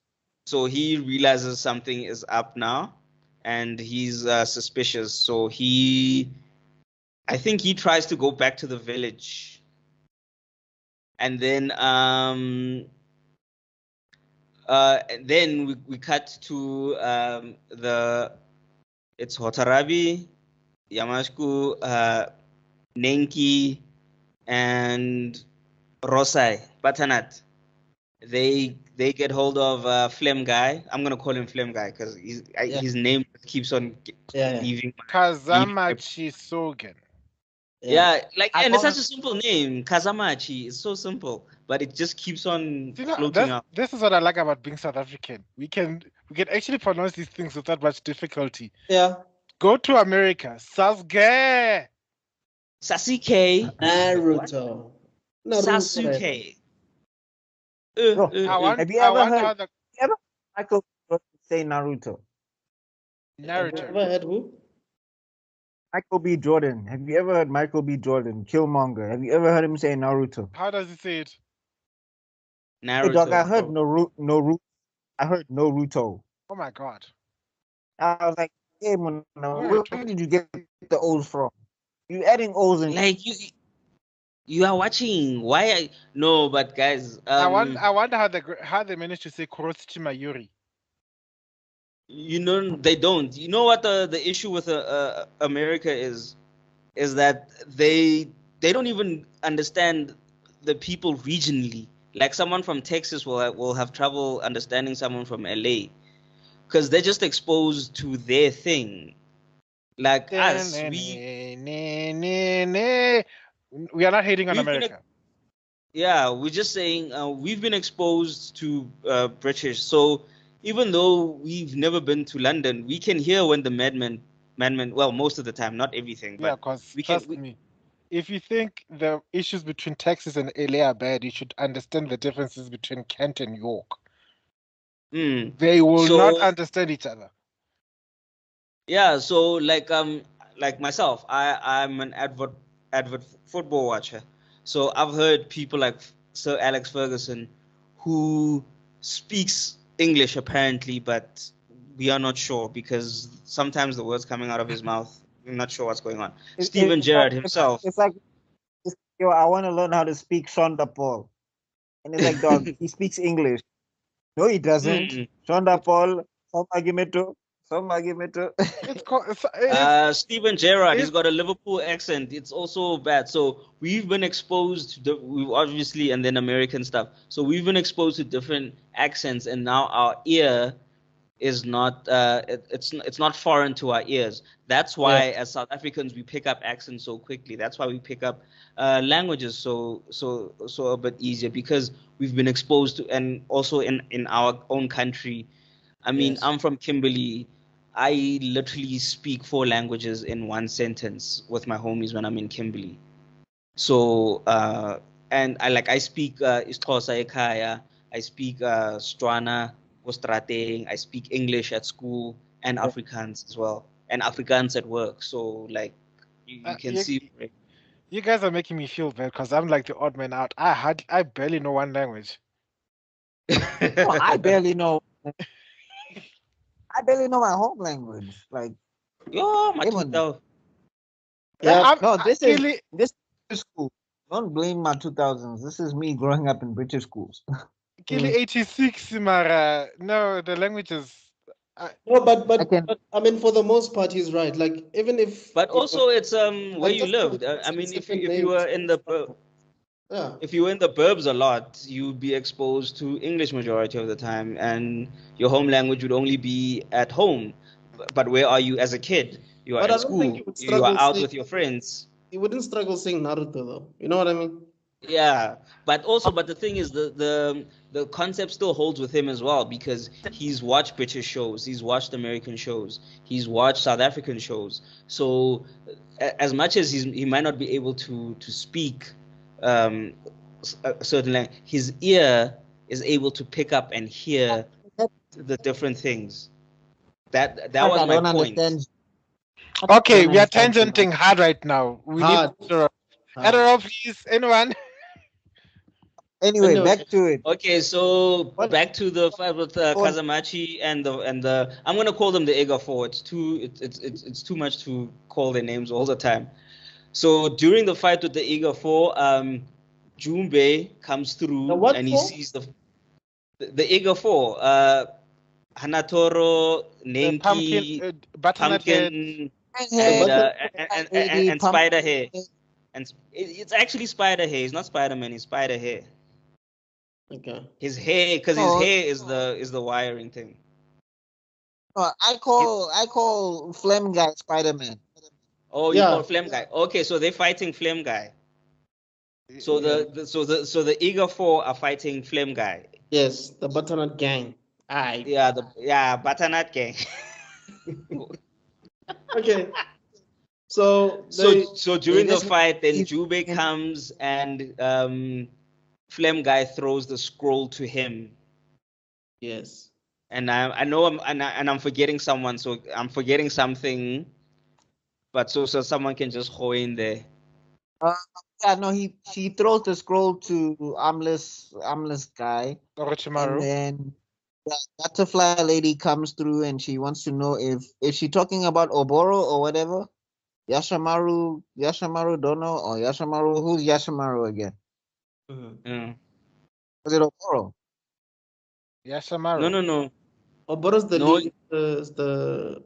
is the hair guy. No, Oboro. Oh, he's the hair guy. Yashamaru's the hair guy. Yeah. Yes, Orochimaru's the hair guy. Because that's a boyfriend, I think. No, right? Hatarubi and Yashimaru got a thing going on. Yeah. And so basically the people Tenzen he was killed by Snake Guy, by Orochimaru. And then Hotorabi, Nenki, Yashimaru and Rosai, they went after this thing now. They went after Flame Guy.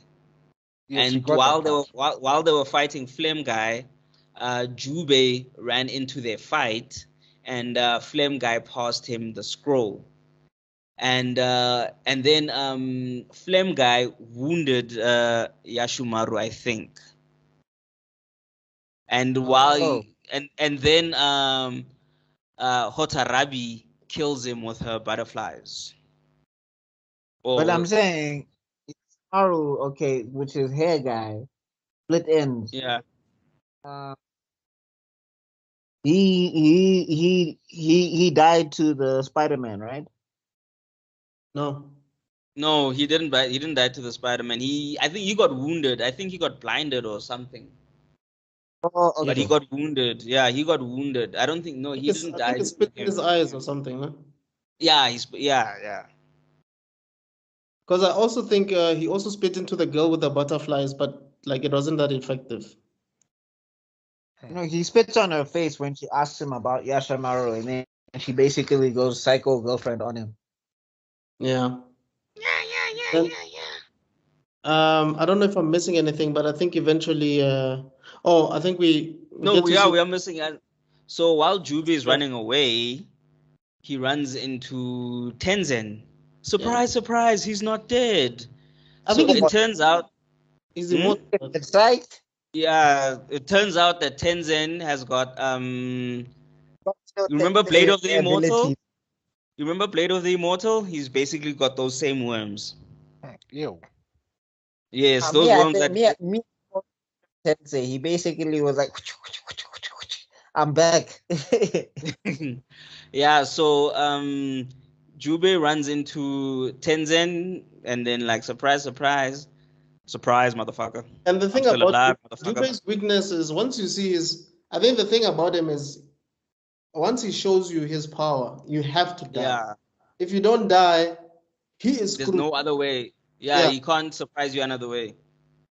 So which is he how tries did you the become trick again, but because Tenzin is prepared for it now, he deflects it and he kills him and he takes the scroll. So now the Iga have both the scrolls, and then he burns the Kuga copy so that they don't get the news. So now there's only one scroll, and uh, all the people who knew about the annulment of the peace agreement are dead, which Dead. is Flame Guy and Orochimaru.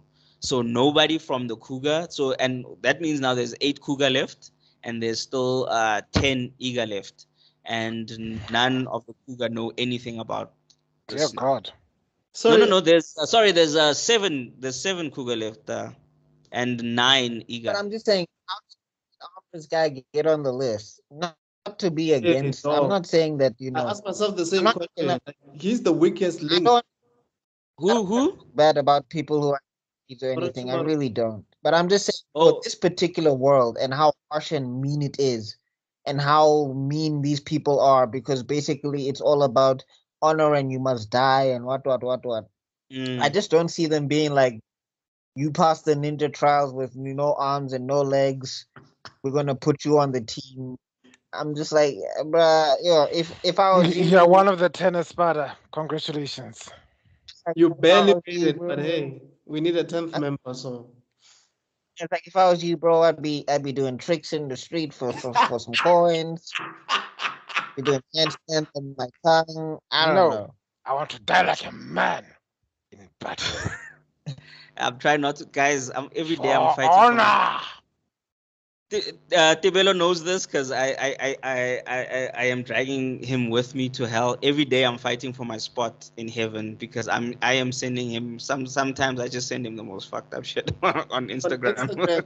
You too.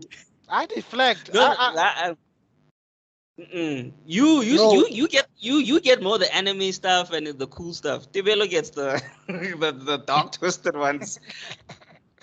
I deflect. Like, oh look. Let me tell you. The ones that Tebelo gets. So I'm gonna do my best to explain this. Like, mom, how do I wave? How do I say hi to a blind child? And then the mom goes, you just wave your hands. And then the girl goes, huh? And then the camera pans down. She doesn't have hands. Yes. Oh, flip. I knew it was bad when he started with mom. I was like, boy, here we go. Now imagine that's your mom saying that. I thought it was already bad when I was like, why are you waving at a blind child? And then it turns out like, hey, bro, you don't even have hands. Those people, like, I think they have sounds like 4chan. It's a good sense of humor because at least they are aware of it. Like they make fun of each other, of themselves, I guess, which is good. Sounds like 4chan. Okay, so I think that's about it for episode 3, and I can't think of anything else that happens in episode 3. Yeah, because episode 4 basically focuses on Genosuke Oboro at the village of the Iga village, basically, and who's the big guy again? Udono. I forgot. Yeah, Udono. I'm Udono basically looking at the characters right now because each time you're mentioning, I'm scrolling between page 1 and page 2. Me too. I do that. That's how I'm trying. That's how I'm remembering the characters. This one and this one. Just a disclaimer. We watched like this thing today, so that's why we're all over the place. Correction. They have watched this thing today. I literally am there. Yeah, but anyway. I watched this thing 2007. I didn't rewatch. I had planned to rewatch it to refresh my memory. I just never got around to doing it. Oh, it's all good, man. But I'm sure we'll do better. We'll do better as the episodes go by, guys. So. I'm the kid in the when there's a class presentation and I did nothing for the project and I'm just sitting there in the front and I'm give me 0, man. I'm just coasting off my good looks and charm. I'm just charming the teacher. Look at And you me, get teacher. Look, you get look. you get Hey, the rest of the team. we do not endorse students charming teachers in this podcast. But anyway, so at this I point, literally needed the special victims unit thing. I couldn't Gong remember the gong. beats. Thank you. I don't know. I really needed just that gong These are the gong because stories. what do you mean you charming teachers, bruh? anyway, Oh, so yeah, right here. Oboro is worried because she realizes that Tenzin and the Butternut Squad have not returned since um they met that time when they said, "Oh no, let's go to the village." And Genosuke is becoming a bit worried because it's like, I think these people actually were just stalling us, or rather, Or like something's up. something is up, something doesn't add up, you know. And Oboro's now she's panicking because she's like, "Hey, this doesn't look good for me. The fact that we were together in the forest and now they're not here, and I don't know where they are even. Where are they?" Which is And we're something supposed to be having a celebration. exactly. So I don't understand. Udono has he tries to get lucky with which one was it again? Oh, yeah, yes, Akagenu. He tries to get lucky with Ake Ginu. Akagenu. Let me see him. Oh, there he is. Yeah, Oh, he tries to she- get lucky with, but she's Wait, actually planning to Oboro. kill him. No, Oboro is Genosuke. This is Oboro. This is it's Genosuke's goal. Over is the Hinata character, Okay, so which character wants to get with Agekino? the fat guy from Big the dude. The fat guy from the other clan, Udono. Oh, Udono. yeah. Yes. Oh, they'd make such a cute couple. Ah, He but said, "Well, stop." Hey, Akagi you will not fat is not interested. in this podcast. What? I'm not Yeah, fat so shaming. Did you not hear the words I just said? What did you And say? you said, yeah, whoa, so whoa, whoa. Akagenu does a whole femme I said they'd fatale. make an adorable couple. Look at Yeah, this I hear smile. I hear such sarcasm in your voice. I cannot. Okay, now say it like you mean it. Oh, I am. You see the way you feel? That's basically how Akagino felt. Because she was like, hell no, it ain't happening. There's no way this is gonna happen. Kids cover Look at your him, ears. Kenny. Udono, I won't even lie. He didn't give her a shot. He didn't give her a chance to process what was going on. Kids Bro came cover. on hella strong. Kids cover your ears. She went drier than the Sahara Desert. Like, And I think to a point Bro where didn't come in with like a hi, hello, how you doing? My name is Udono. let me get you We're some merging tea. clans. bro, to a point where even Genosuke had to like rebuke him. Like, dude, keep it in your pants. Gonosuke even came and he was like, bro, pause. Extra pause. Yo, go take a cold dip. Yeah. Yeah. Anyway. Anyway, in no sense in this universe, apparently. Everybody's just groping everyone. so anyway, Hey, Akagi, guys, you are not Harvey Weinstein. Don't Harvey Weinstein the game, please. who's this guy again? That's the man who taught us how to group antenna and how to group the dryer. Oh, okay. Dryer press going, I had consent. going back to this, I switched it on. Going back to this, so Amayo, there's a guy called Amayo who's also one of the ugliest characters in this whole show. Amayo, let me see. Is he here? Let me see. Yeah. Oh yeah. Is he- Ooh. I mean, he. Oh my soul! I remember him. Oh my soul! Yeah, so Amayo and Akegino basically plot to kill Udono.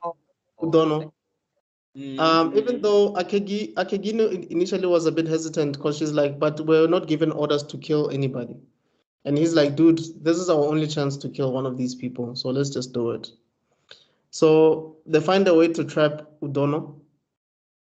And then that's when we get revealed. That's when we get to realize Udono's power, which is basically like, how can I explain it?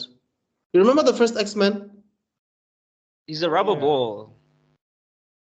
Oh, He's a bouncing no. ball, basically.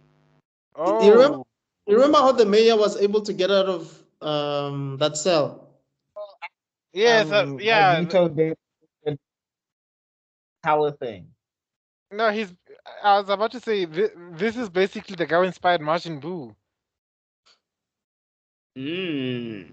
Yeah, so it's like it's hard to kill him using any tangible thing because Physical. yeah, Anything physical, because if you hit him, It bounces it's like you're off. basically hitting. Yeah, it bounces off or it just sinks in. it sinks in basically. It sinks in, but there's no power. It's as if you didn't feel anything. It's as if you're punching, I don't know. No, it's like Like if you hit slowly Majin punch, Buu, like slowly punch a pillow, basically. But it just go. It's like a jumping castle. Yeah. No, it's like a wonder foam. What's a wonderful? Okay. You know those things that have an indent whenever you put your finger in? Yes, that's exactly what that is. Yeah. So Yeah. we basically see his power. He's able to get out, and then he realizes, okay, these people basically had imprisoned me in here, but that's fine because he's very like chilled. He's not too. But but he does have a brain. Yeah, he definitely has a brain. And then so the he's got no. Akageni basically now starts fighting him, and then we start seeing her power. I think she uses her blood or something, which enables the other one to hallucinate or something. It's like a domain expansion of sorts. I don't know how to explain it. Like Yeah. Huh? I'm actually trying to remember what a power is right now. That was in the mist to me. Basically, it was like that whole thing of where he creates mist and then he can attack you from any angle. yeah, but Okay. it's a blood, right? These Isn't the powers are other one the black? disgusting. Isn't Okoye the one with the blood? The one from the No, cougar? no, Okoye does suck your blood out. But I'm talking about like I think didn't she have like blood or something when she was doing? Oh, Mikasa but she creates a mist. But she does create a mist of some. Is this still in bleeds from. episode 3? This is Yeah, episode 4. Three. Dear No, this is God. sorry, episode 4. episode 4. Yeah. No, she Sorry, like but bleeds what from are her you saying? face. Mist comes. Huh? Can't hear you, Buckmeister, say again? Can you guys hear me now? Yeah. Yes. Way better, bro. Like bleeds from her face and then a mist comes out. Right.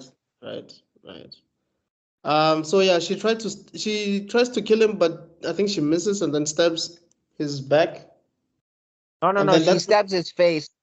She stabs his face, but his rubber thing does the thing, and then it like catches the sword. yes, I remember that. Yeah. Hey, do you realize there were two people who are basically Hisoka, Banji and Gam? Flame Guy and Udono. Yeah. No comment. That guy reminds me more of Kidomaru. No, Who- just the powers. Remember, Hisoka's power is either it sticks or it bounces off. So the first guy, Flame Guy, it sticks. This one it It's got bounces the Okay, off. so property. now who Got wants the to? properties of Bunny and gum. Did you know that? You sorry, you cut there. Say again. Hisoka's bungee gum has got the properties of both bungee and gum. Yes, that's what I'm saying. That's And I'm saying now I remember from her. these two guys have like they one's got Bungie, the other one's got Gum. Interesting. They should have done the fusion dance a la Dragon Ball Z. Ew.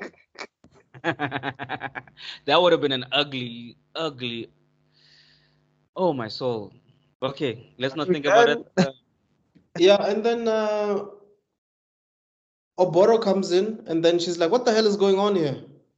And while Akagemi is apologizing, he comes to her rescue, I guess, and he says, "Look, it's all my fault," because he made a move on her anyway. He was groping her and all of those things. That's so according to the story, she was just basically defending herself. According to the story that they tell Oboro. And then they ask Oboro not to tell Genosuke. Which was hella player, I guess, because he was like, "Yeah, I'm trying not to let this little girl know that we have a war going on." I guess. Exactly. But yeah, which is weird. Because, bro, you're giving me mixed signals. First, you're grouping women. Now you're coming to the bro. You need to pick a lane, please. Are you a douchebag or are you a hero? Pick one. Like be an asshole or be a decent. Like don't what's going on with. Well, maybe he thought he was gonna score points by defending her or something. I don't know. Suddenly I love her. No, actually, the real reason he did that was so that he wouldn't get into trouble for fighting. Yeah. Because Genosuke told him not to start any drama. So he was just trying to but when they're walking down the mountain, Oboro is enjoying Udono's antics or whatever. So I guess they got taken to each other in that fashion. So Udono was probably also favor, I guess. And which is kind of why are y'all beefing again?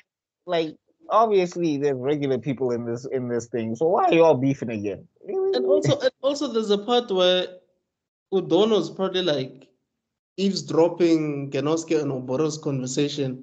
And it seems like Oboro was about to give it to Genosuke, but Genosuke is just so oblivious. And Oboro's like, dude, are you so dense, dog? Make the move! I think... Nah. Genosuke being like, bro, I can't relax here. Imagine now we do this thing and now I'm unable to defend myself and niggas come out the floor. Yeah. Yeah. Now I gotta whip it out. You want to smack my princess's coochie before you get married? Nah, not in this village. Dog, she wanted to give it to him. He was like, nah, I'll wait. No matter how hard she tries. Ready. Don't no, give I it. think that was him. I think that was him realizing that I'm in enemy territory here. If I'm not ready, it's already game over. That's why I like this guy, man. He's such a thinker, dog. But anyway, this what happens again? Oh, so basically the ugly dude, what's his name again? Amayo tries to assassinate Genosuke in the meantime, but Genosuke already sensed that this guy wants to kill him. It's like, dude, what are you doing? There's no need to fight. Maybe we can join forces. Let's not even try to do this, because I think what Genosuke was avoiding is if he killed this guy, obviously it was gonna be war. Yes. So he was negotiating with him, let's not even do this. So somehow I will kill you. He was also low key bro, if you start this, you know how this ends. You're gonna die. Yeah. You have a Come on, power. bro. I have the I power, bro. How do you think this is gonna go? Exactly. So he talked no jutsu. People gonna say I'm a bully right now. He talked no jutsu him, and then later on, I don't know why dude didn't work. Bro, if he just had Naruto there to give him some lessons, play You Are My Friend in Yana, play the flute, about dog with the say, talk about dog with the say. If there's anybody who needed Naruto, talk about how I'm telling you as well. I've also suffered. If there's anybody who needed Naruto, I'm telling you, it was Genosuke. We've been fighting each other for so long that we are basically like family. Nobody understands our clan better than your clan, and nobody understands your clan better than our clan. Come on, bro. You are my friend. And then it's not Naruto running. But basically, this dude doesn't go home. Amayo still sticks around, and then eventually Oboro also realizes that he's around. No, I think she steps on something. I think she steps on, because the guy has snail type of powers or something. Ew. Yeah, he's basically he's basically a snail. He can shrink himself into basically a blob, and he's basically a snail. I really don't have a better way to describe it, but he basically shrinks himself and he becomes a snail. Because he steps on some slime or something.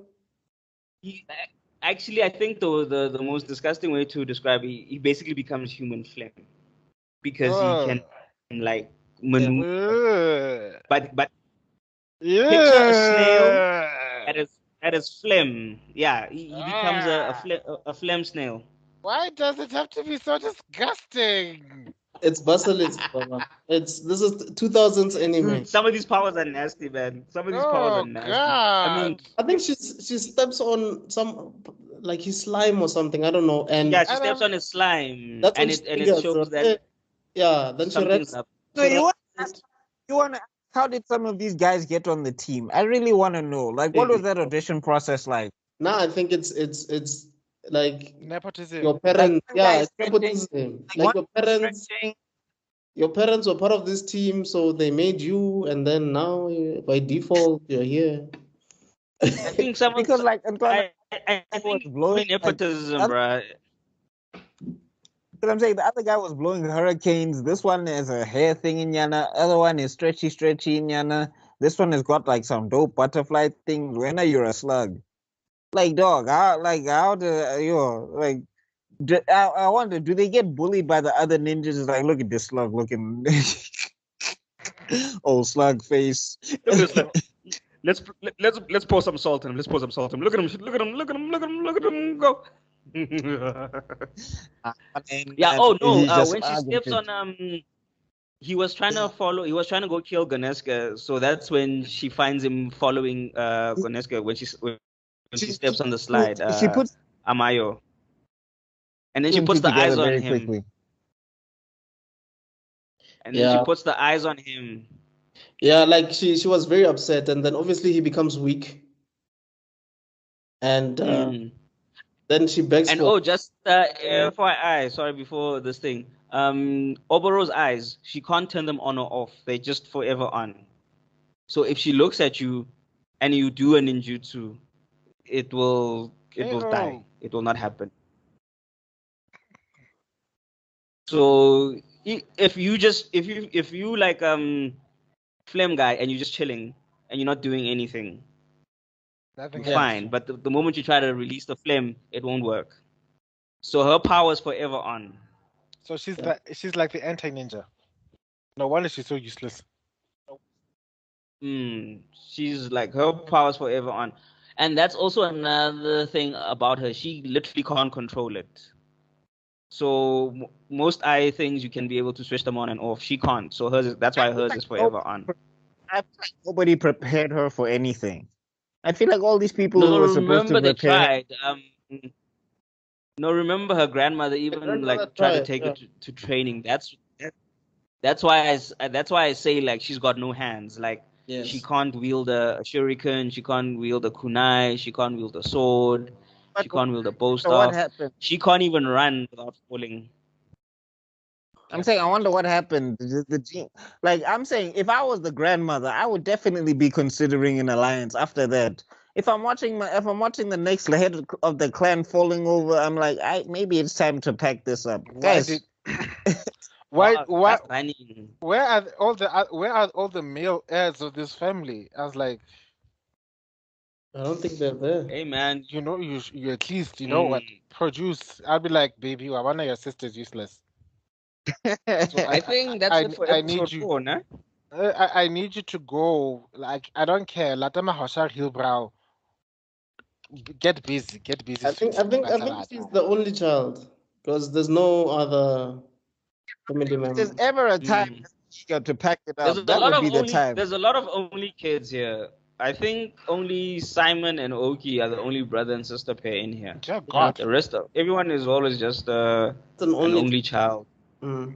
Or the only one with power in the family. Or the only one we are aware of. I'm saying, like, if I'm grandma, that's the time to be like, guys, Koga, let's hatch this out because if this is the next one, you guys got it, Moose. But anyway, so yeah, he basically becomes weak and needs water, and he begs for water. And this is where Akagami is like, yo, is it Akagini? Sorry. She's like, no, please don't be cruel. Please give him some water. And Oboro's like, nah, he deserves all of this. After what he tried to do to Genosuke. Nah, screw that. You don't mess with a simp. Yeah, and then after some begging, she lets him go. in her defense, in that moment, she's aware that they are trying to still do the peace thing. So it's just like, oh, so this guy is tripping and he just wants to kill this guy to disturb the peace and what. No, definitely. That was a good move actually. And then this is when Udono was still washing himself, because after that whole blood incident, he needed to wash himself. Yeah.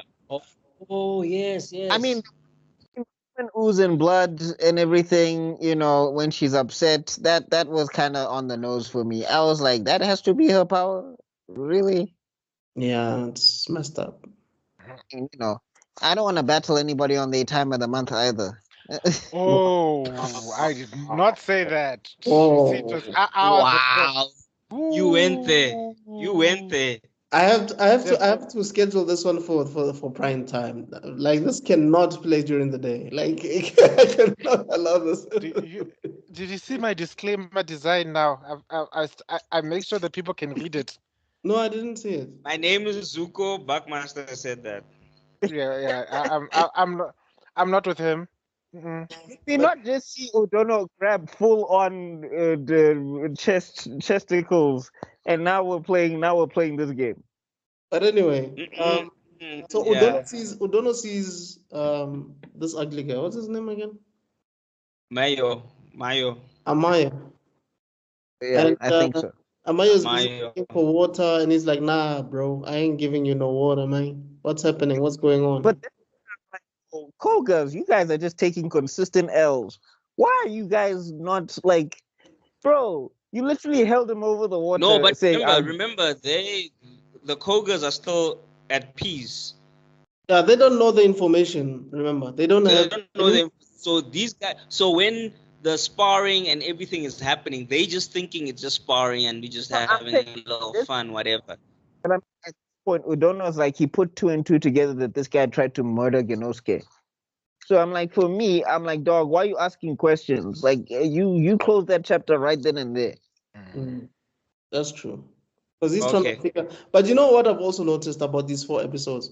Once you know the truth, you're gone, dog. Like, if you need to know if a character's gonna die or not, it's once they know the truth. Like, once they know what's gonna happen, they're gone, dog.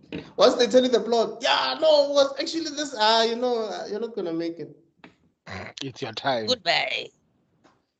Yeah, it's like a Kamega kill. If you get a flashback in that episode, it's over. Oh, dude, don't re-traumatize me. Yes, don't think about the past. Don't have the camera focus on you. You must know it's your time. Yo, a Kamega kill was not okay, man. Okay, let's finish off. We're almost done. Yeah. So basically, he carries ugly dude, and then he interrogates him, and then ugly dude, because he's quite desperate for water at this point. He spills the beans. It's like, yo, dog, there's no peace, there's no ceasefire anymore, right? It's all war now. What does the guy do? I think he doesn't. The ugly dude like lick some water or something, and then no. Yeah, when he gets dipped in the water, it revives him, and then he suffocates him. He basically what's this thing? He suffocates him. He goes into his nose and mouth and suffocates him. Like, I was screaming at the screen, who don't know, bro? You're a ninja. Run from the water. If this dude's power is water, take him away from the water to ask the question. Throw him away, of course, dog, and ask him the question. Yeah. What he should have left him there and then just like throw a drop of water. Say like, if you talk, I'll give you, and then just that's the last water he give gets. Him nothing. Like, don't give him Jackson. Next. What? Let him dry out. Let him dry out, dog. But interrogate him. But anyway, so enters Udono's body, kills him from within. Because that's the only way to kill him. Because any other physical object will not do anything. It's like a bouncing ball, like we said. It's just like a jumping. So far the Koga are losing like crazy. Yeah, there was else. Yeah, so at this point, it's the Koga is 6 down. Remember, it's the leader. It's at this point, who's gone from the Koga? It's the leader. It's Koga. Dungeon's gone. Jumishi Jube is gone. Udono. Yeah, Orochimaru, that's Jubei. Udono is gone. Kazamachi is gone. Yes. So that's 1, 2, 3, 4. So they 4 down. So But for me, from a storytelling perspective, I think it was smart because you needed to focus on one clan for a while. Because from episode 5, that's when you start getting introduced to the other members of the other clan. Because otherwise it was just going to be convoluted. You know what I mean? So these people dying and you seeing the other side doing its thing, it helped you get a grasp of who's who for a while.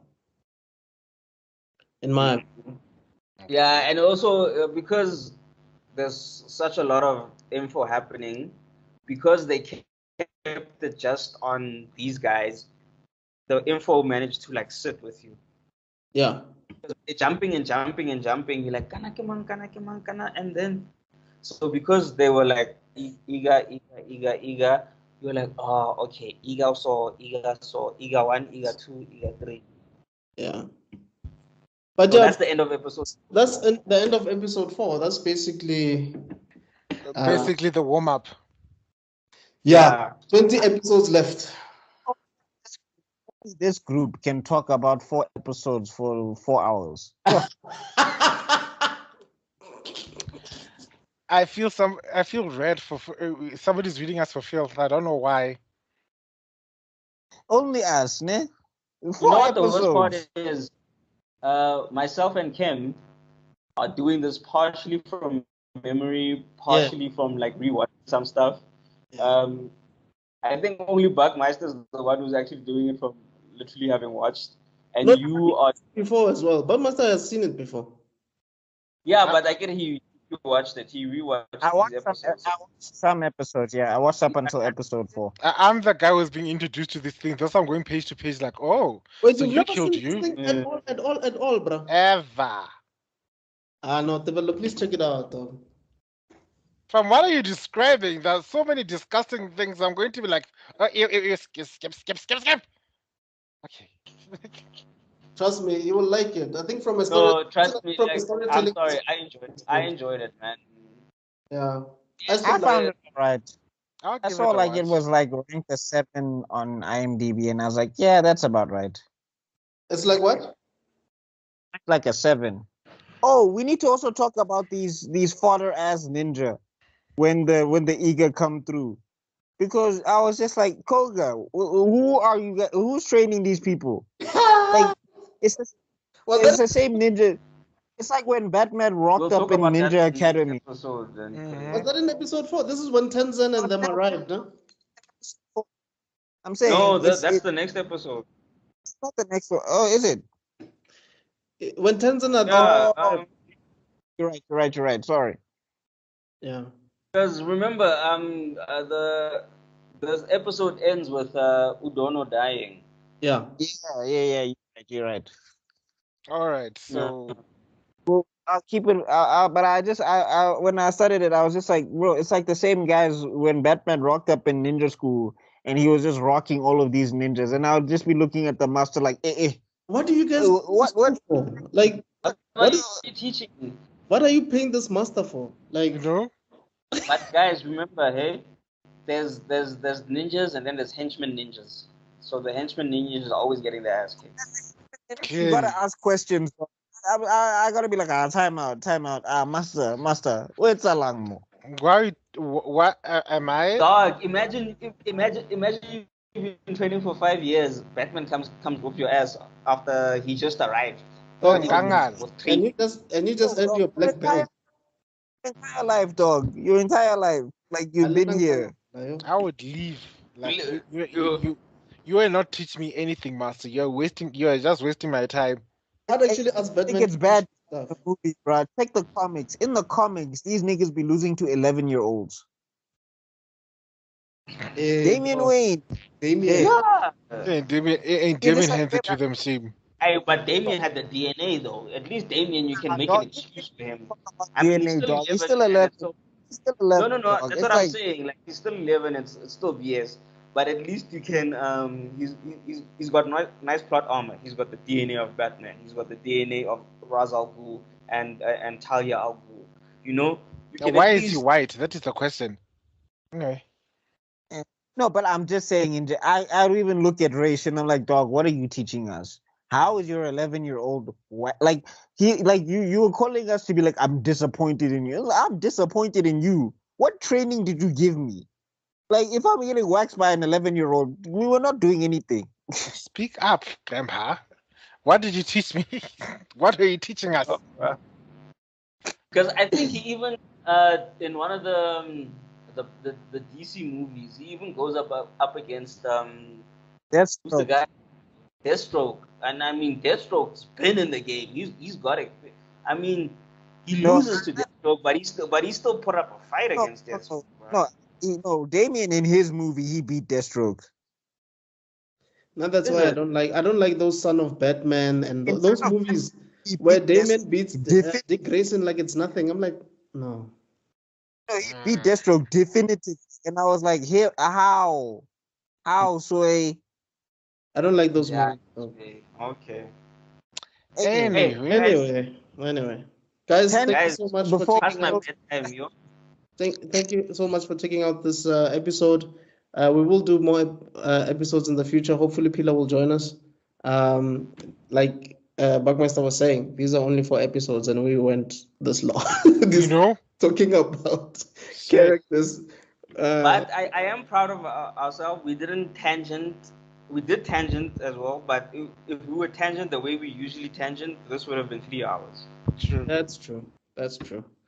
Um, But anyway, yeah, thank you. Let us know if you've watched this anime, and if you have, do you like it? Who's your favorite character? Who do you think deserves more screen time? Who do you think could be a better leader or whatever? Do you think we're right? Do you think we're wrong? Do you think do you guys agree with Buckmeister about Oboro? Let us know. But anyway, from myself, Mr. Extraordin, Zanozuko, Tebalohala, and the Buckmeister, we will see you guys on the next one. Cheers. Peace. Kite.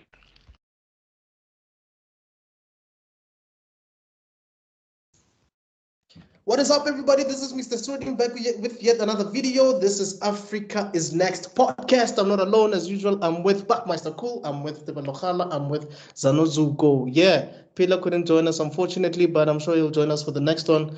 It's unfortunate that he didn't actually join us for the Basilisk discussion, but I'm sure he'll check it out and comment. He always Guys, does. thank you so much for checking out all our videos, for commenting, liking, subscribing, sharing. I mean, I don't know if I don't know if who I'm talking to. I hope one of you guys are doing it, some of these things are doing it. But I'm doing it. I would just like to I just like my co-host to just introduce themselves quickly for those who want to get a better understanding of who they are. So let's start with the one with the disclaimer first. Okay. Hey. Mr. Article. Konnichiwa, minasan. Watashi wa Tebalohala desu ka? Hajime nashita. There. I ain't doing no subtitles for none. You better translate what you just said. Google Translate. Hajime. Speechify.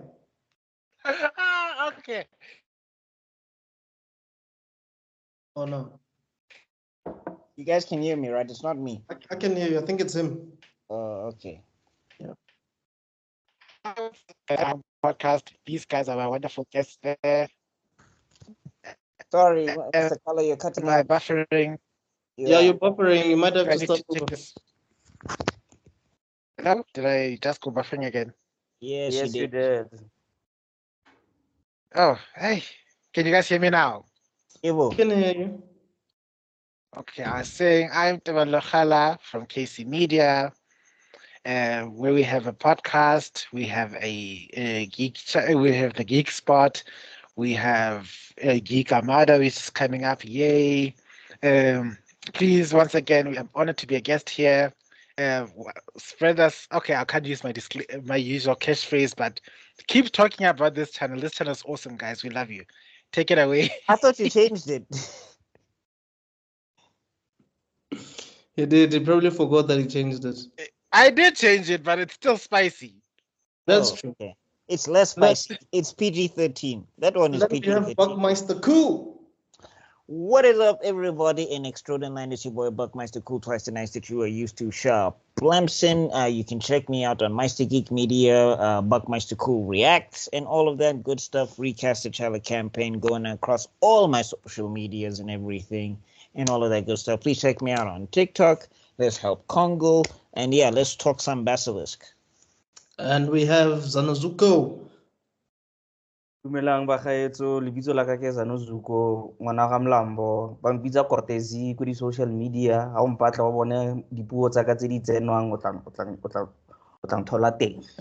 You don't want white subscribers, ne? You don't want white followers. This guy doesn't want us to have global subscribers. Yeah, it works out well. There's me. It actually works out well because they'll be like, oh my god, what did he say? This is so interesting. And then they log in. So it's called a hook. It's called a catch. Why do they sound like the Not even. Why do they sound like these young girls? Oh my god.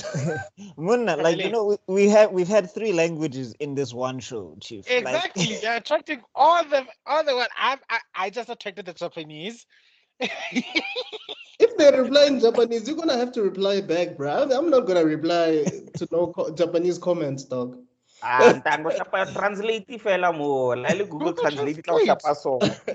Google Translate to shapa so, we no tla reply so. But if anybody who speaks any other language checks out our channel, would definitely appreciate it. Bonjour.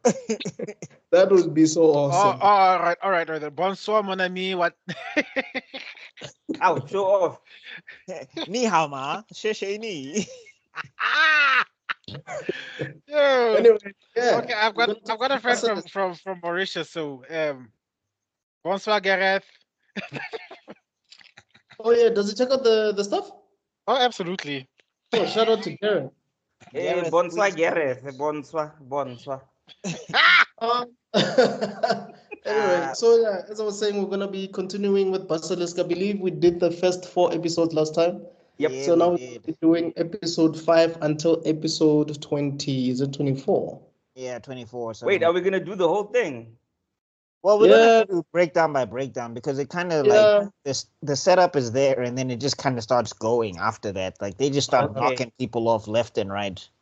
Because I guess you could say like a huge chunk of it is quite fast paced.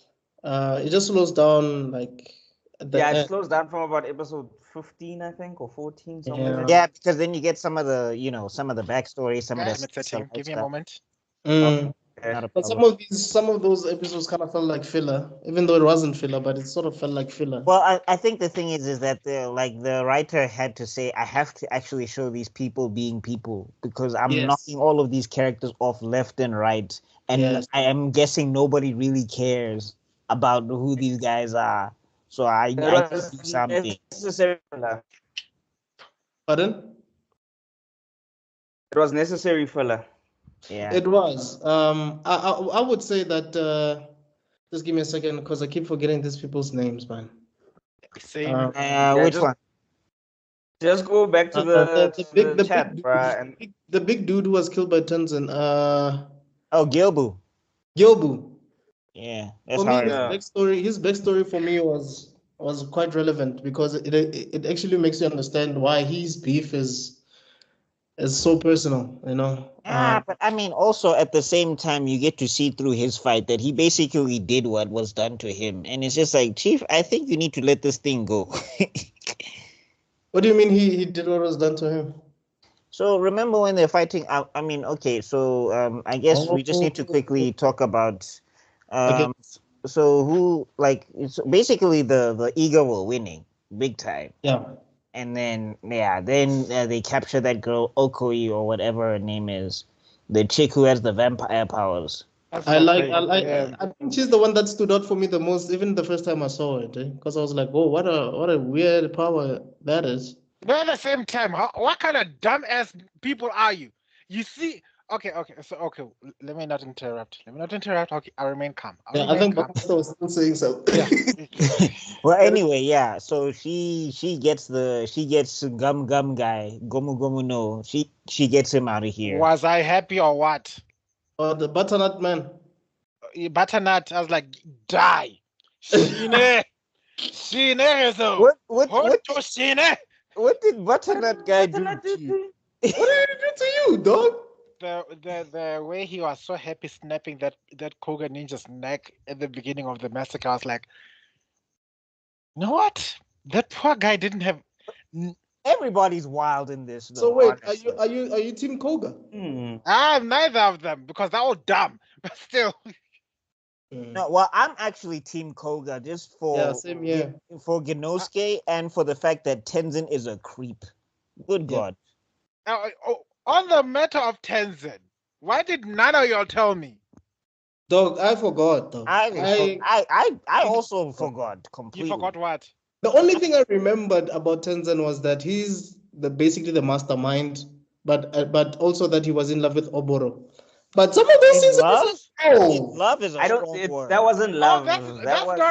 That's not my beef with Tenzin at all. And somehow all of you didn't notice the one thing I noticed immediately when I watched this. Like, What when is it?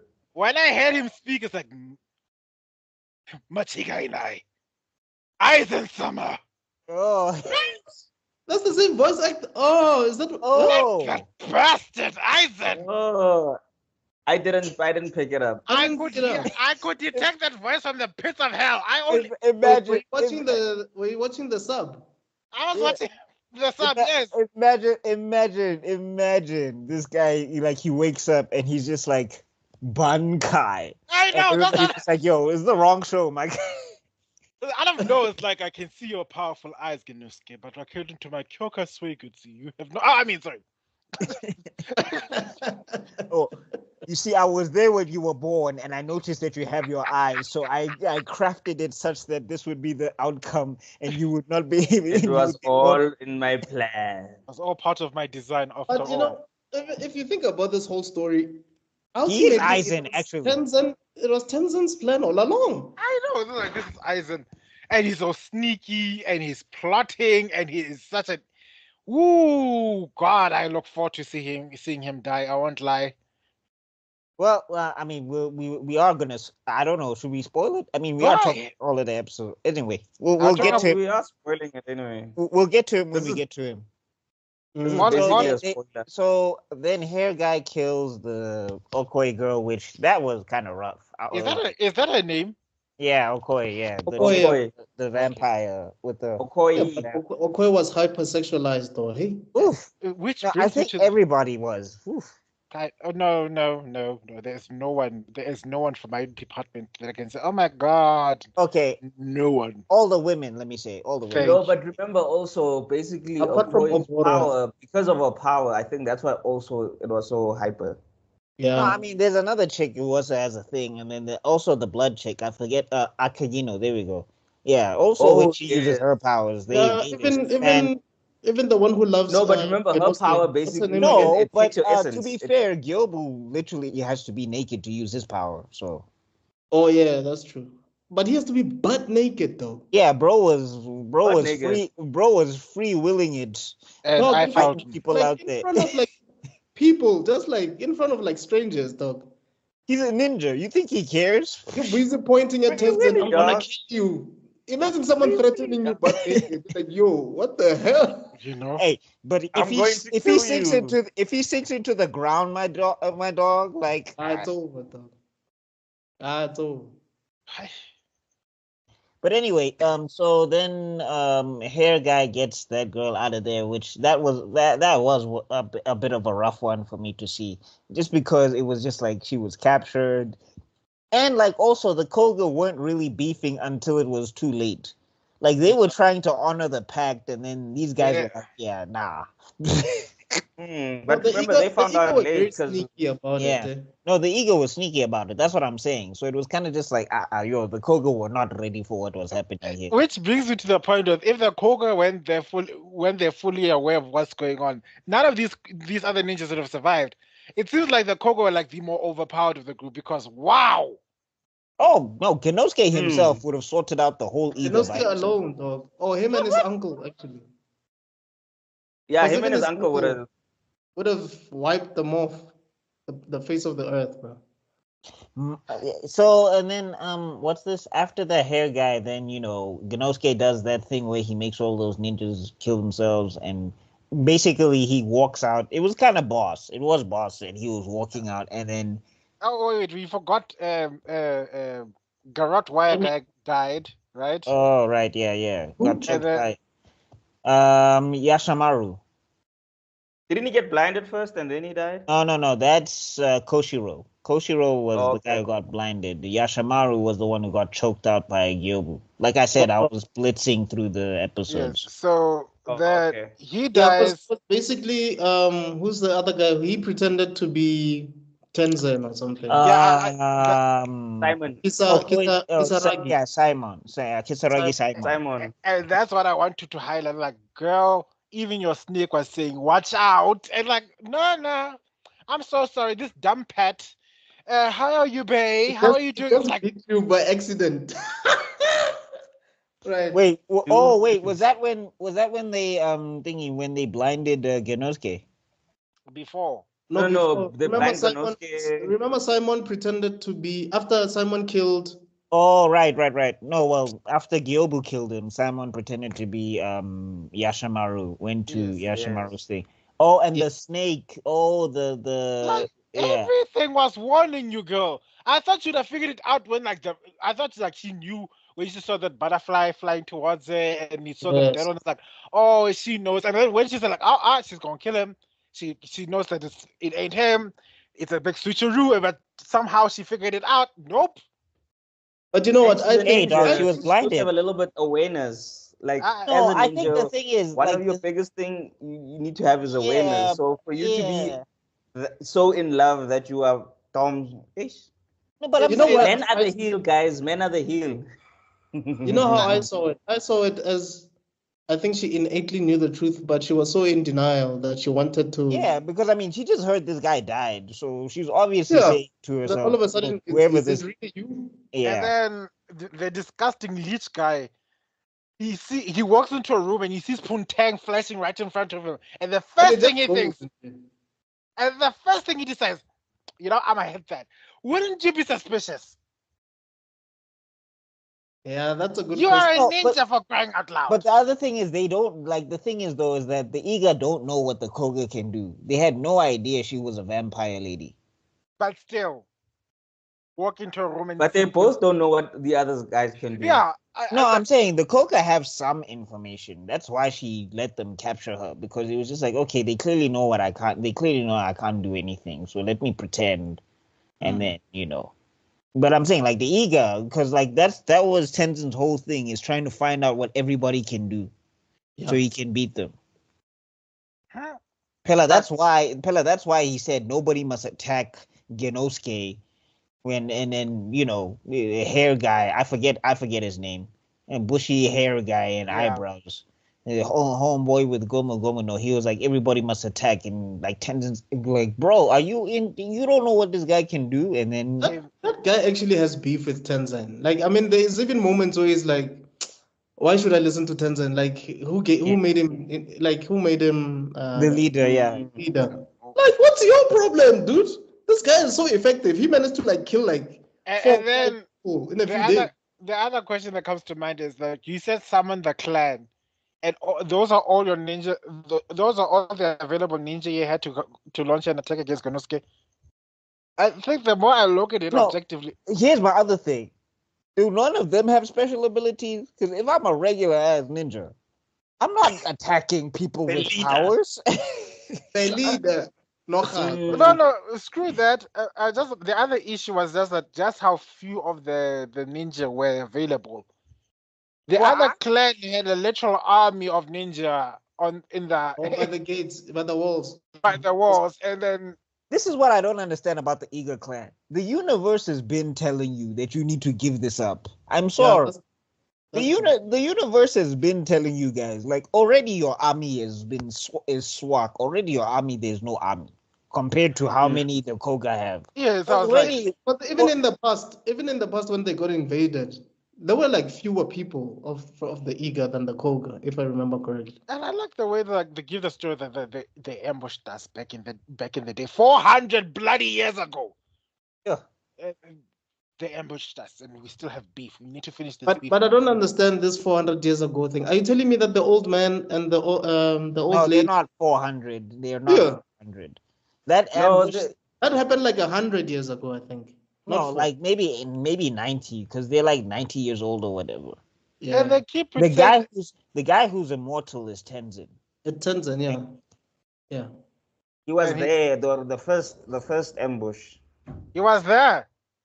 No, Tenzin they was said there. 400. No. So remember, they had 400 years of beef. Then there was supposed to be a peace thing. Then there was an ambush, and Tenzin was the one who made the ambush happen. Orchestrated the ambush. Okay. Because he only lived 200 years, according to his thing. Oh, I thought it was 100. Oh, okay. It's true. Yeah. But like that's what I'm saying. It's like, dog, eager guys. Like the whole time, I'm just like, guys, just go to the Shogun and just be like, gents, or just go to the Koga and be like, hey guys, they're using us to kill each other. Maybe we can sort this out. Because Just do what Genosuke did eventually. Just go to Simpu and try to figure out what the problem is. Like that's exactly what he did. And that when I tell you, that guy has been making boss moves the moment he found out, okay, we are at war. Like, I'm leaving. And then the next thing is like, I want to sort this out with the admin. I got no problem got no problem defending my clan. I've got a major problem with being used as a puppet. So I'm gonna figure out some shit. Bye. And then he was like, wait, what? And then Tenzin, the only thing that Tenzin reads from that letter is they're challenging us. Like Tenzin. No, like that's what I'm saying. Like the Eagle clan, bro. They like that's why I'm so mad at that granny specifically. Like that grandfather on the Koga side also problematic. But that granny specifically, your whole clan the universe has been telling you, give this up.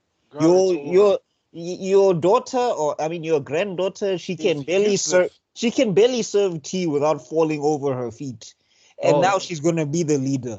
You have no ninja.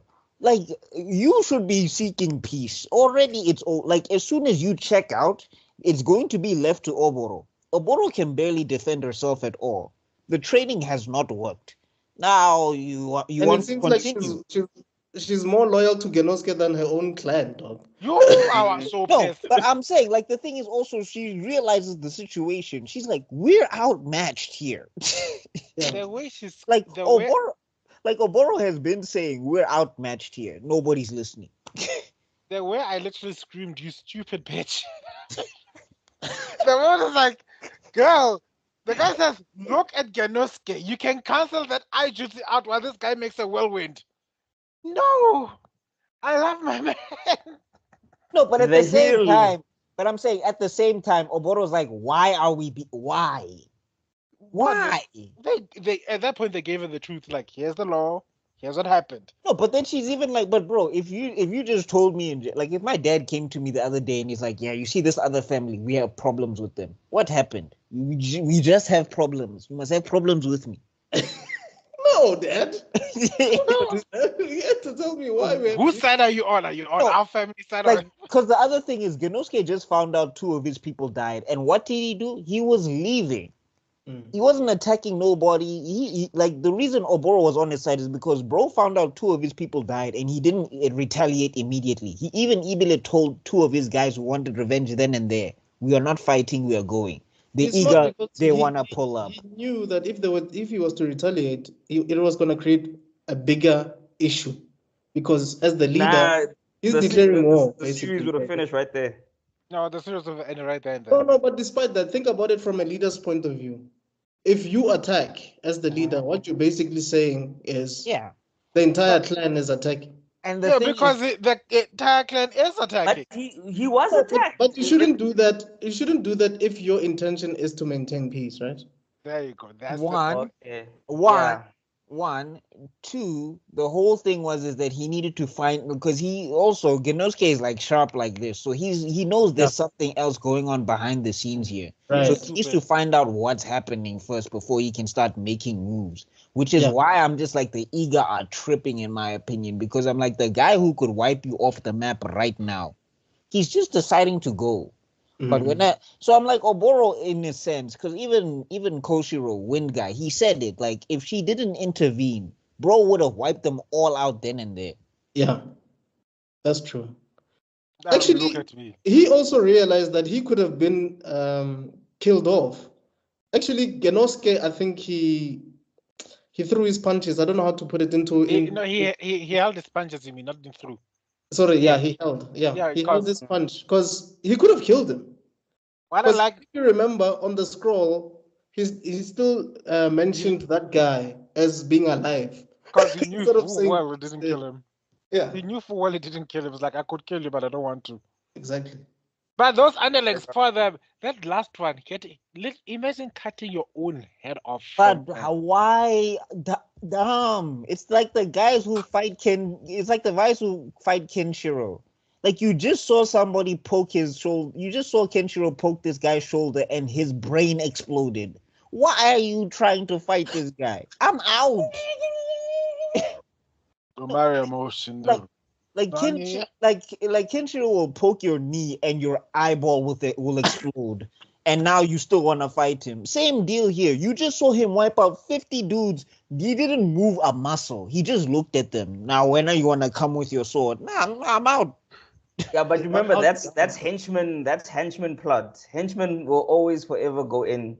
And always the other guys. The supporting characters will have a little thought like, wait, but the henchmen will forever go in. Remember in Austin Powers when that guy gets crushed by the ice thing, but the ice thing was like 20 meters away from him, and he said literally no for about 15 seconds before it actually ran over him. Wow. Is that Austin Powers? Yeah, it's Austin Powers. Yeah, I remember. I remember I was playing Wolverine. I remember I was playing Wolverine. For literally 15, like 10 seconds, right? He screams, "Get out of the way!" Austin Powers is like, get out. They can steer this thing. Austin Powers can steer it. The henchman can get out of the way. They saying get out the way. He's saying no, and then they flatten him. No, I'm saying like there's this game I was playing, Wolverine, the Wolverine X-Men Origins on PlayStation 2. They specifically do this scene in PlayStation 2. There's like Wolverine, you're cutting through guys, and then like there's this guy with a gun, and he's just like, we're gonna stop you, Wolverine. And it's like 50 guys behind this guy, and he's in front. And then Wolverine is like, you and what army? The guy turns around and everybody's gone. And then he's just like, the exit is this way. I was just like, smart. That's what you do, Chief. Speaking of that, there's two things I want to say. The first is there's also a scene like that in, I think it was Justice League of Batman, the animated series, where Batman is sneaking in some... Batman, the animated series. Yeah. I know exactly what you're talking about. One of the goons sees Batman, and he acts like he didn't see Jack squat. He closes the door. I think I've seen that as a reel on Insta. Oh, the guy opens the door and he's like, and then he closes it and he's like, you see, he's like, nope, nope, see nothing. I don't get paid enough for this. Heck, I don't even have medical aid. I ain't doing that. The only people who you would expect 100% loyalty of because of absolute fear is like if you are the henchman of the Joker or maybe Two-Face. Or because they know the repercussions of not doing their job. Yeah, no, you dead either way. It's either Batman. That's why I'm like, why do you guys work for these guys? Batman will put you into hospital where you have to pay, dog. They don't pay. Joker doesn't pay anybody. That drug money, Chief. Joker doesn't pay anybody. Two-Face. Dude, Joker burns the money because it's Tuesday. It's just a Tuesday. But the other thing back to Basilisk. Okay, it's fine. It was gonna be a tangent, guys, because we're on a time limit here. We are the Tangent Kings. Okay, let's go. So thingy, they left the village, and Simon informs Konosuke about what's popping. Correct? Yeah.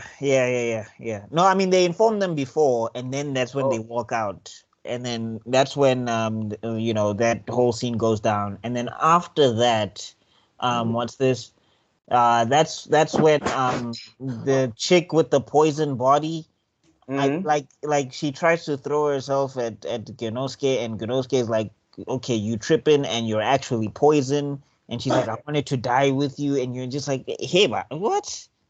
Yeah, but I think Genosuke, he held back his punches again. No, because the thing is though, it wasn't like she didn't harbor ill intention. The problem is that she's so She in just- love with the dude that she wants to die with. And bro's like, I have a job to do here.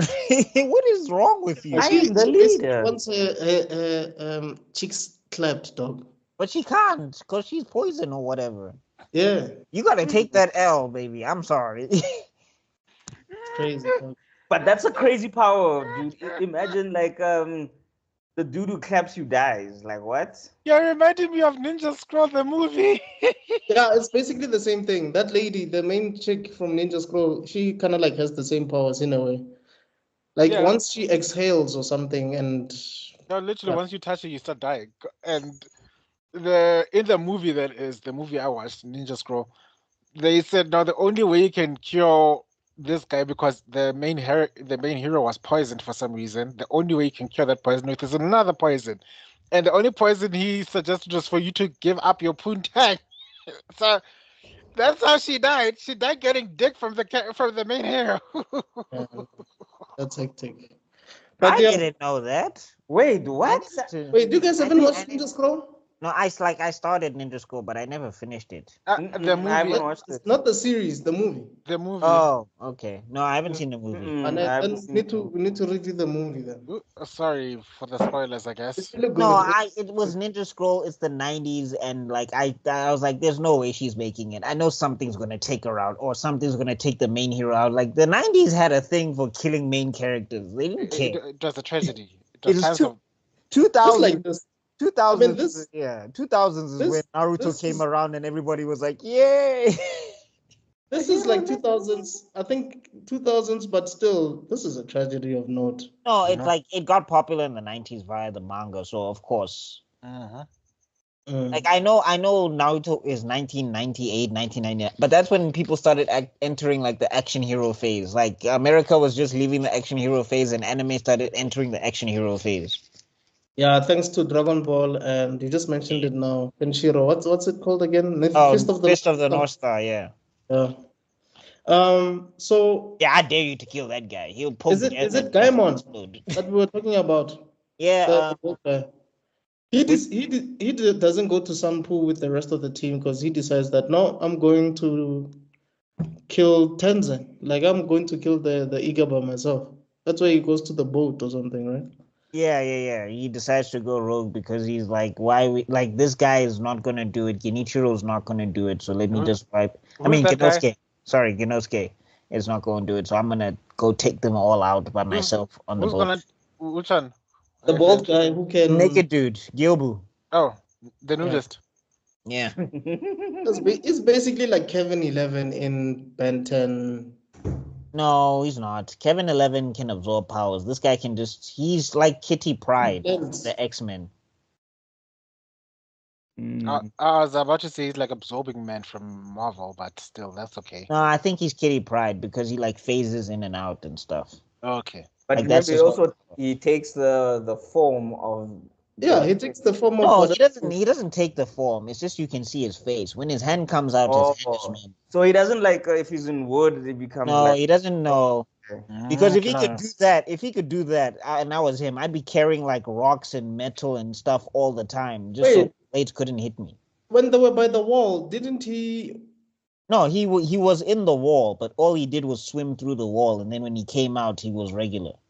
He's like Kitty Pryde. Okay. Yeah, true. Yeah. Okay. I Except see. Kitty Pryde don't have to get naked because Oh, Papa would never. Yeah, this is like when Brian Singer. Well, like, Marvel would we're never. gonna What are you make talking about? Look at Mystique. Mystique, like her being That naked. was Brian Singer. That was Brian Singer. That was That not made the no comic. sense. For a gay man, I have no understanding why he insisted on Mystique being naked. I have no idea. It's because In the it's Rebecca. comic books, Mystique wears clothes. Like I don't know why that was a choice. Not just white ass clothes.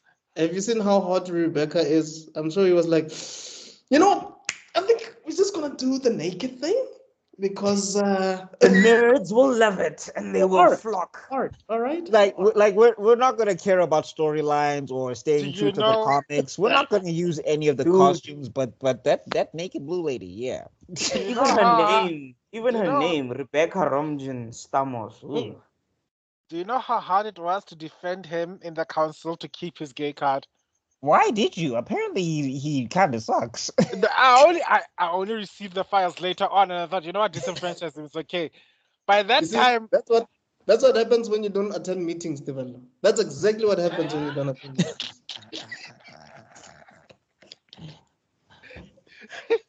I mean, What fortunately, happened when I was gone? What happened when I was gone? I didn't get this. Who signed off this? Who signed off this? comrades. Okay, guys, quick. Who's got load shedding at 10? me, I'm good. but I'm okay. Okay, you'll be able cool. to continue. Yeah, inverter. Yay! Bleep that. I don't want people to know. Yeah. Okay, I was just making sure because we are Tangenting like no one's business. Not actually. I wanted it gets worse. I wanted to talk about. I wanted to talk about that Deadpool and Wolverine trailer quick. No, okay. I haven't watched it. We can't do that. I haven't watched it, so I think that needs to be a separate video. Okay, Friday then. We could do a live reaction to that. Yeah, Friday. Oh God, I still need to upload the live reaction to Dime. Daima. Yeah, I was about to say Diamond G. But I already reacted to it on my channel, but I'll do it again. I don't mind. Oh, you already? Oh, okay. No, but we'll do it again. I don't mind. Okay, cool. Okay, back to Basilisk. Just FYI, I'm gonna have to skedaddle at 10. All right. Oh, okay. Yeah. All right. Okay. Getting to it then. So yeah, the ship. The ship, and then Gyobu literally kills a kid's dad because the dad has to jump in front of Gyobu to save his kid. But that's because Tenzin was using the kid as bait because apparently Gyobu's still soft at heart or something like that or whatever. Yeah, and it's just like you want to ask these ninja, bro, like there's a normal human being underneath there. Are you sure you want to hold on to this 400-year beef that you were never there for? Except for if you're gonna leave a child alone, like why just leave the grudge? Because you've got feelings, you've got emotions. Like heal, bro, heal. This is also the death of Jigoro, right?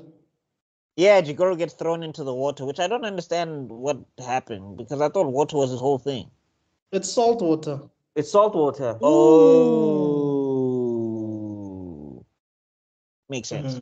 So he's basically a snail. He's a slug. Well, he deserves it. Thank you, but still, feel that. Yeah, yes, guys, there is a snail person in this thing. So actually, you know what? Just a quick tangent on some of the powers aren't really practical for ninjas. Like not at all. Right? Like some of them are just not like okay. The Kitty Pride guy, that one makes sense. He can go in and out, spy, steal the documents, etc. But I don't think he can even steal the documents. He just has to read them and memorize them because he can't really take anything with him. But the slug guy, like first of all, he's slow. He's slow, so it's not a case of at least he's got speed, so he's gonna the only guy he got was just because of the element of surprise. Outside of that, bro is useless. Also and to go to the Koga snake guy, how did you join? How? Exactly. Like some of these powers, when you think about them, just practicality wise, it doesn't make sense. No, like bro, if I was Genosuke, I would definitely sit him down. I'd be like, Chief, I know you're loyal for the clan, but my guy, maybe there's something else you can do, bro. You can be the mascot. Yo! Wow! Wow! Literally foots up with the entire chest.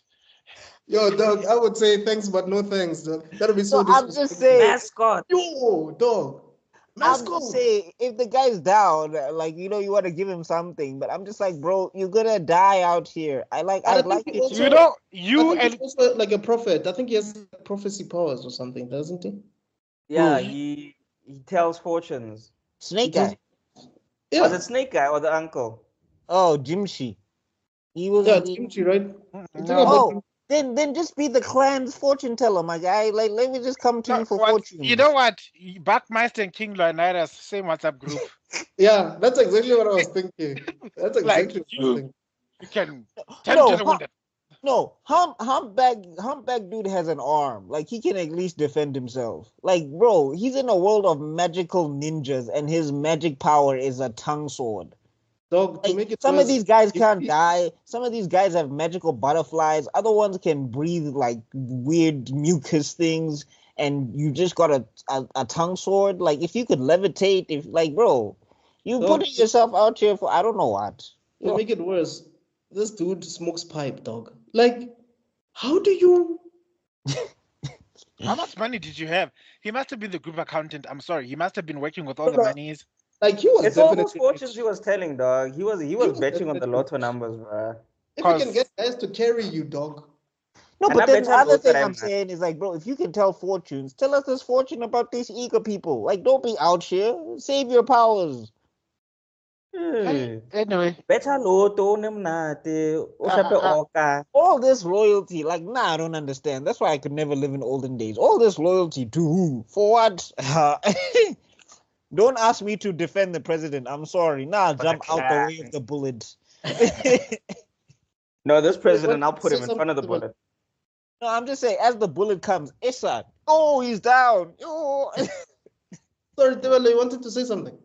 about? Oh, I thought you wanted to say something, but we cut you off. Oh, no. I was thinking out loud. Sorry. I was just thinking that. No, I was trying to bring it back to the topic at hand. So all I remember is Ganeski is going to the To some, is going to testicle head to plead his case. Yeah. Mm. The retired, because it says the retired shogun. I don't understand. Is he retired because the other two are supposed to advance? Or whatever. At Like this if I point, was Genosuke, I'm talking to the eagle like, gents, we're literally bodying each other over chesticle face, man. Do you think Tenzin will ever listen to anything Ganeski has to say? No. Tenzin, you have to take him out the picture. That guy. the hair guy. You see, hair guy, butternut head. What's this guy's name again? Gamon or whatever. Gyobu. Oh yeah, Gyobu. Yeah, also Yashimaru, bro. I feel like if y'all just talked it out, y'all could have figured this out. Like Bro, like the people that I just mentioned now, they were not gonna listen whatsoever. No matter what you could have said. Yobu, you could change because you could literally just be like, bro, this is because of the Shogun. I feel like he'd listen to you. Butternut guy, I feel like you can also say even hair dude. Butternut the dog. No, Butternut dude had loyalty, but if he found out he was being manipulated, simple. Like really, all he kept hearing is my head's big because of all the hatred of your clan. But I'm just saying, bro. I'm just saying, okay, if you like, spoiler alert, bro. Did you not know that the Shogun wants us to kill each other, and they probably engineered this whole situation so that you can have hatred for me? Okay. Like, I don't care. I just want to kill the eager. Like some of them, Joe. That's what they were saying. They were like, "Yo." No, but I'm saying, bro still had Yobu still had a heart. I feel like they could have figured it. And also, if Genosuke and Oboro were like, guys, they're literally manipulating us to kill each other. And I don't know why they're doing it. They're literally betting on who's going to die and all of that stuff to advance their two sons. Meanwhile, you guys are crying over all of these people that you lost. Don't you want to actually get the people that are making us do this? Because we were all chilling during the truce. We were all relaxed. People were having a good time. They were in their villages. They were carrying and kissing the babies. Now we got a beef. That's true. But also, can we talk about Tenzin a bit? Because we gotta cover Tenzin. Who's this guy? Aizen Sosuke. I mean, Tenzin. Yeah. What about him? Koshi. What? Koshi. No, bro makes Aizen look chill. Like, is it Koshiro? My guy. Oof, yeah. Oh, Koshiro, yeah. Koshiro's after that whole thing, after he gets blinded, yeah. Yeah, blinded. Tenzin is busy doing his thing, and he's busy like fighting himself in his head. It's like, yo, I cannot defy Tenzin at the same time, but Oboro is being taken advantage of. What should I do? I'm just saying, none of y'all have any policy. Like, the grandma didn't create a policy in case this happened because obvious. And to make it worse, that's the love of your life. Because that guy loved Oboro. I mean, it was not I mean, she didn't feel the same, but still, he loved her. Kind of like how Rock Lee loved Sakura. But he didn't do anything. He was just like, I don't know what to do. No, he did try and come through, but then Gyobu, like, this is the thing about Gyobu, right? Like, he didn't take out Oboro mid, action or whatever if he wanted. He went for Tenzin first. Yeah. So to me, in my mind, that communicates that there is a person in there somewhere. I get you. Because he technically he saved her. No, he Whether did. he want to admit it or not, he did save her. Yeah. From getting straight violated. Yeah, no, that's true. That's true. But also, like, was it wise for Oboro to just seal her eyes like that at that time? I get that. I get that. But like I think the thing Stupid Hecteb. is Dear God. if she had her eyes, they were gonna use her against Genosuke-sama. And that's literally the only weapon you have. The only weapon you have against a nuke, and she decides, you know what? Because she wants the thing to end, my guy. Like I know you calling her stupid, but I'm saying the whole thing is stupid. There's a difference between there's a difference between peace and being harmless. She wants to be harmless. You cannot be harmless and expect peace. Being harmless means you're open to be taken advantage. But that's not her fault though, because she showed everybody she's not built for this, and they still put her there anyway. I think I'm inclined to agree with Tebello because what she could have done is open her eyes, stop Genosuke power, tell the Koga that guys, we're not gonna fight you. Genosuke would tell be dead. The henchmen to stop. Tell the henchmen not to charge. And then tell the Koga to leave. But did anyone really listen to her? No. That's the problem. Then she's not the leader then. She isn't. Then she's not the leader. She isn't. She never was. That's what I'm saying. Remember, she's the leader in name. I'm saying I get that's your gripe, but I'm saying it's not her fault. The people you have to look at is the grandma. Why did she put her there? Why? Because Tenzin is clearly the leader. Nah, dog, like for me, it would have been, if I'm the grandma, it would have been GG's the minute she fell over her feet trying to give people coffee. Like, okay, clan is over. Shogun, sorry. Cheers. Peace time. Let's marry these two. It's even worse. It's even worse because the Hanzo enforced this thing, the first Hatro Hanzo. So it's like, peace, we're at peace now, and let me. And then when they're like, oh, do you want to have a fight? Like, nope, honey, no. Like, Granddaddy, I get it because his grandson is a beast, so he's probably not afraid. But grandma, I mean, like, no. That's why I said if it was grandma, we had a good run, guys. We had a good run. If I was grandma, does that? Not just even his grandson, but even his nephew, dog.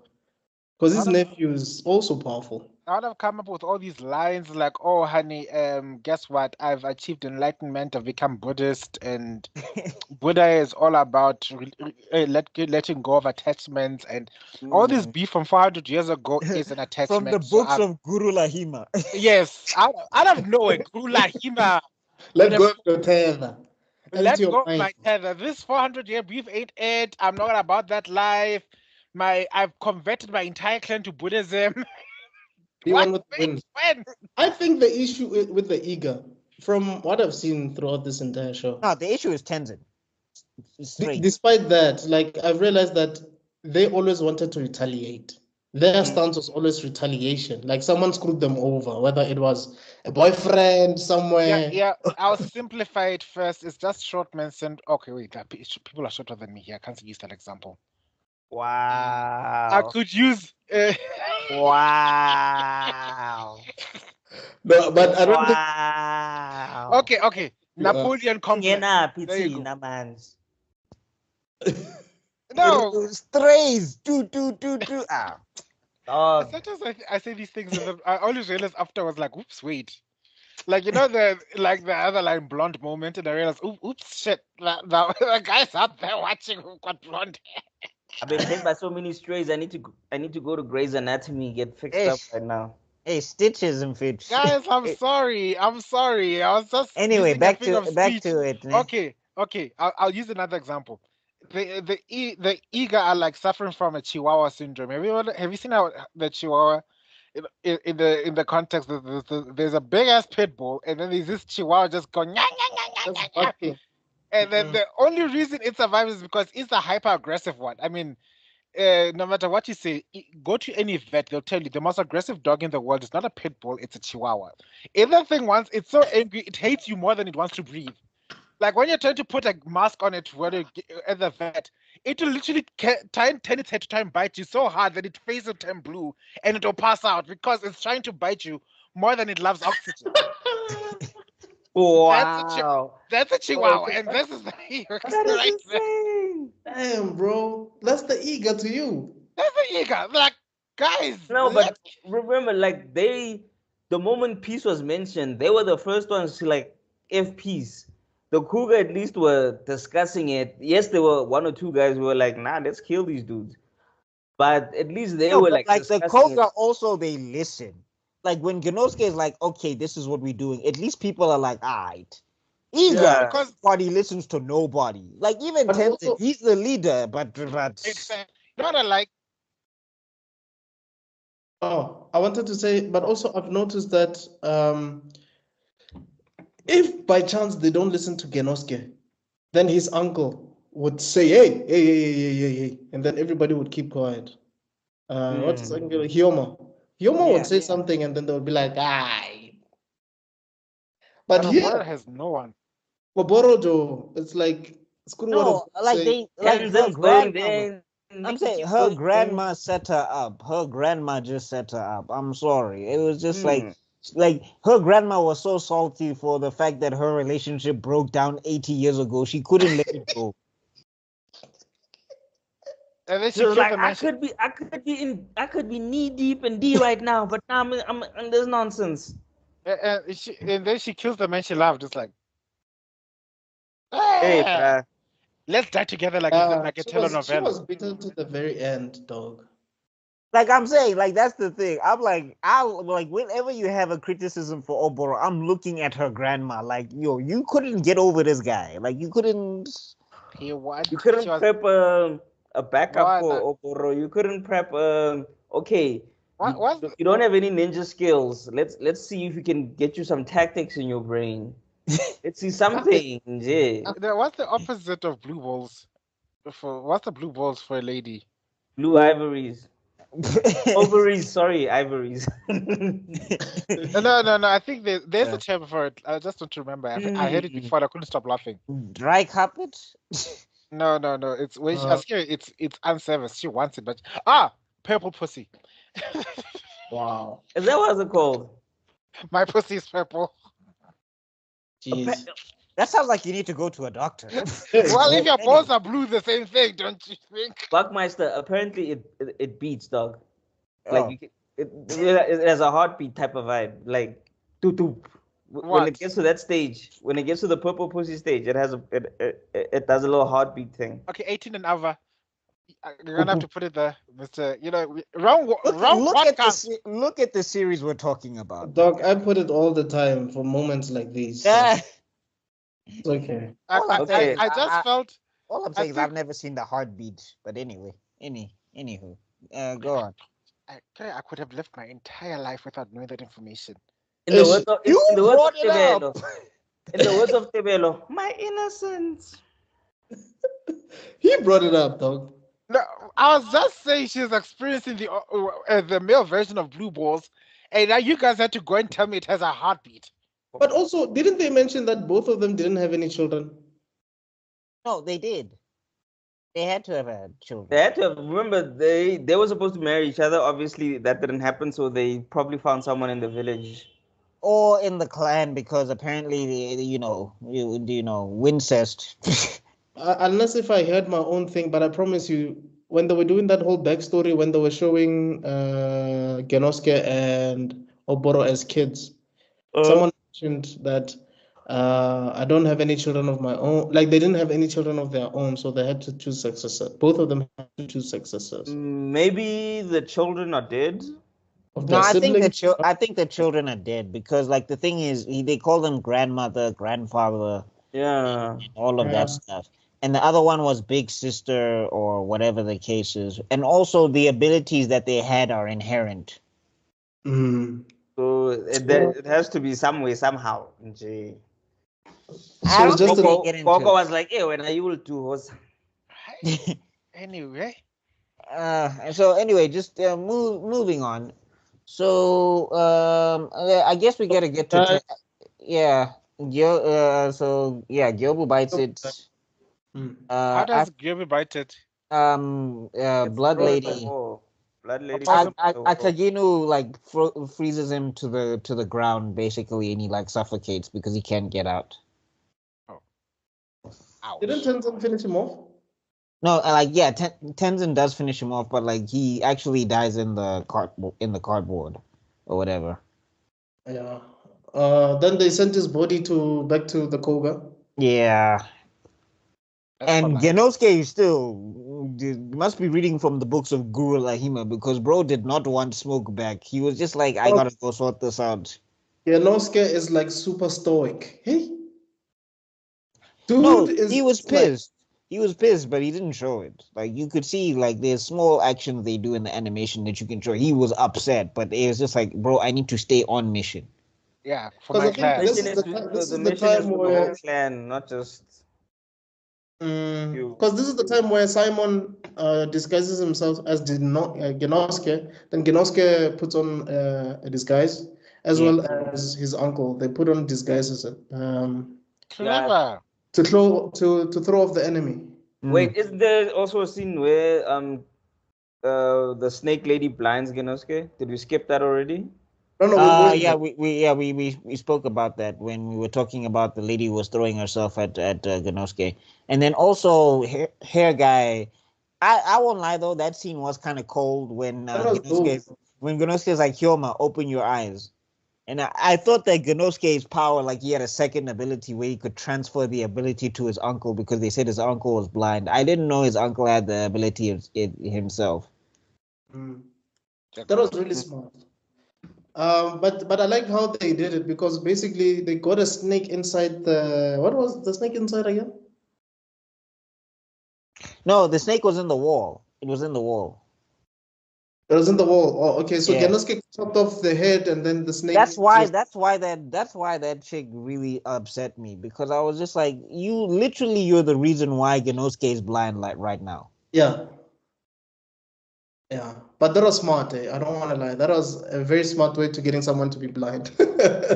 No, So I'm Genosuke got saying blind? no, yeah, he got blinded, but I'm saying Yeah. if he was like if he had his faculties, that snake wouldn't have caught him by surprise. But Yeah, because of the weird lady with the poison body, now in jail he's blind. That's when I was like, no, that's when I was like, I agree with Tebelo. Stupid. I'm like, you sabotage you, your bro. own. No, I'm saying she's bad specifically because she sabotaged her own clan to try and die with somebody that she loves, and it's like I'm busy. because she's How about a always water trying to convince Genosuke to kill Oboro, though. But no matter how logical you make it, still in a 23 you're taking the time of war.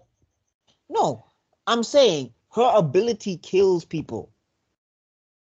Like even if Genosuke said yes, he'd be dead. If you have sex with her, you die. That's her ability. That's her ability. Dear God, she's so stupid. It's literally death coochie. Like dog, and I'm saying like Genosuke, his whole senses were dulled. Everything was like downed because he couldn't because she took some of his life force doing this to her, and then he got blinded. Okay, Yeah. so he's blind now. Are you telling me that from Yeah, now? so basically, I mean temporarily. It's a temporary thing. Oboro used it because she didn't know what to do, and so because she didn't want to now do something that will harm the clan, but she also didn't want to do something that would hurt Genosuke because of her indecisiveness, so she blinded herself. Okay. So they used that same potion, and then they put it in the snake so that it goes to Genosuke so that they blind him. Also, they're trying to equalize the playing field. Yes. Makes sense. And Unfortunately, thematically, they're trying to say the two lovers have the same affliction and fate. Yeah, it's kind of like that whole Romeo and Juliet thing. You remember when Romeo and Juliet pretended to be dead? Yeah. No, not pretended. They like won. Isn't it that like Romeo thought Juliet was dead and then poisoned himself, and then she woke up and she was like, "Oh, he's dead," and then she poisoned herself. Then she kills herself. No, she Okay, stabbed so herself. He you bought got you. poison. He Like found out she was poisoned. that's when every gent in the world was like, "Yo, Romeo's dumb." Like, dog, you cry, you feel sad, but No, you move no. But on. it's the priest. It's the priest's fault because the priest should have explained to Romeo that, hey, No, no, He no. he tr- Remember, he sent the letter, but the letter never got to him. yes, oh yeah, and then Yeah. So and then Romeo heard the news of her death before the priest's letter told him the plan. So when Romeo, he was like hiding wherever. So when now the messenger came to give Romeo the message, like, hey dog, your girl ain't dead. He went now, he hears his girl is dead. So now he runs off. When the messenger comes to, dude is gone, and that's where the whole thing. No, and but I then mean, also, bro, like I'm sorry, I'm not. No, like I'm sad. I'll cry. I'll mourn. no It'll be no no rough. no no And no also no no. you'll get sympathy punani. Like what the hell? Guys, wait, hold up, guys. You're not excusing the how utterly ridiculous Romeo and Juliet's death were. From the moment they met to the moment they die, it's the span of an entire weekend. yeah. Wasn't it like a week or something? And Juliet was like what, 14? Yeah, they were like 14, 13. 3 days, 4 days at most. No, at 13, 14, I'm not offering myself like over. I Oh, still have, man. I still have, I still have, I still have I'm still a PlayStation. virgin. What the hell? No, I still No, have no, to even make it PlayStation. worse, I don't know if you guys remember, to even make it worse, when the story starts, Romeo is not over. the Is other it girl. Rosaline? What's the other Yeah, girl's name? Rosaline. yeah, Yeah. some other girl. He's So are you literally telling me like pining in 3 for. days you just meet Yeah, but another girl and then you off yourself after being heartbroken by Rosaline? In Uh, the morning, this was Romeo. Yo, Rosaline, do bato unketsang ka batla. Later, The afternoon. it's Juliet. It's like Rosaline ke mang ke batla Juliet waka. the, That was basically him. the here is the definition of, you know what, I can't even blame that teenage hormones at this point. It's like those two characters must have been mentally unstable to the nth degree. They must be bipolarized. Not no offense on bipolars. Must be there must there, Something. there must be something happening there. Wasn't Romeo like slightly older than Juliet though? 16. well, I mean, they also did the remake with Leonardo DiCaprio, and I was even like still stupid. I'm sorry. Look, as brilliant as that movie is, the concept that you would kill yourself over someone that you met like a week ago. About a week ago. About a week ago. Dude, you don't know how hard I tried. That's why like a week ago I went down because I Yeah, was about to go a week ago. But also going back to Basilisk, like the fact that these two didn't get direct communication with each other, there were always people poisoning their thoughts. I mean, especially Simon. Is it Simon? That dude, dog. Simon When he is which was one? Simon, The one who is the can guy shapeshift. who can shift. Oh yeah, Facebook. Like he was so smart. I think you see when we're talking about powers and being useful, Simon is one of the most useful characters for me in here because dude can just go to your clan and lie and say you died. And he picks up clues and hints on what's Hey, happening. dog. Yeah, and that's how he gathers information. No, Tenzin can die. He's the one that had the secret to 1, 2, 3. It's like, what? Was he? It goes, yeah. So, yeah, man. The fact that I mean, there was a point where Oboro got the impression that But I think the thing is Inosuke wanted like, to kill yeah, her. yeah. But I think the other thing is with Simon, he was like kind of representing the whole thing when he was like, yeah, maybe Genosuke is onto something. Because when they kill Poison Body Lady, why am I forgetting her name now? The sister, Okoye. I'll tell No, not not No, Okoye. not Okoye. Kagero. Not Kagero. not vampire chick. Kagero.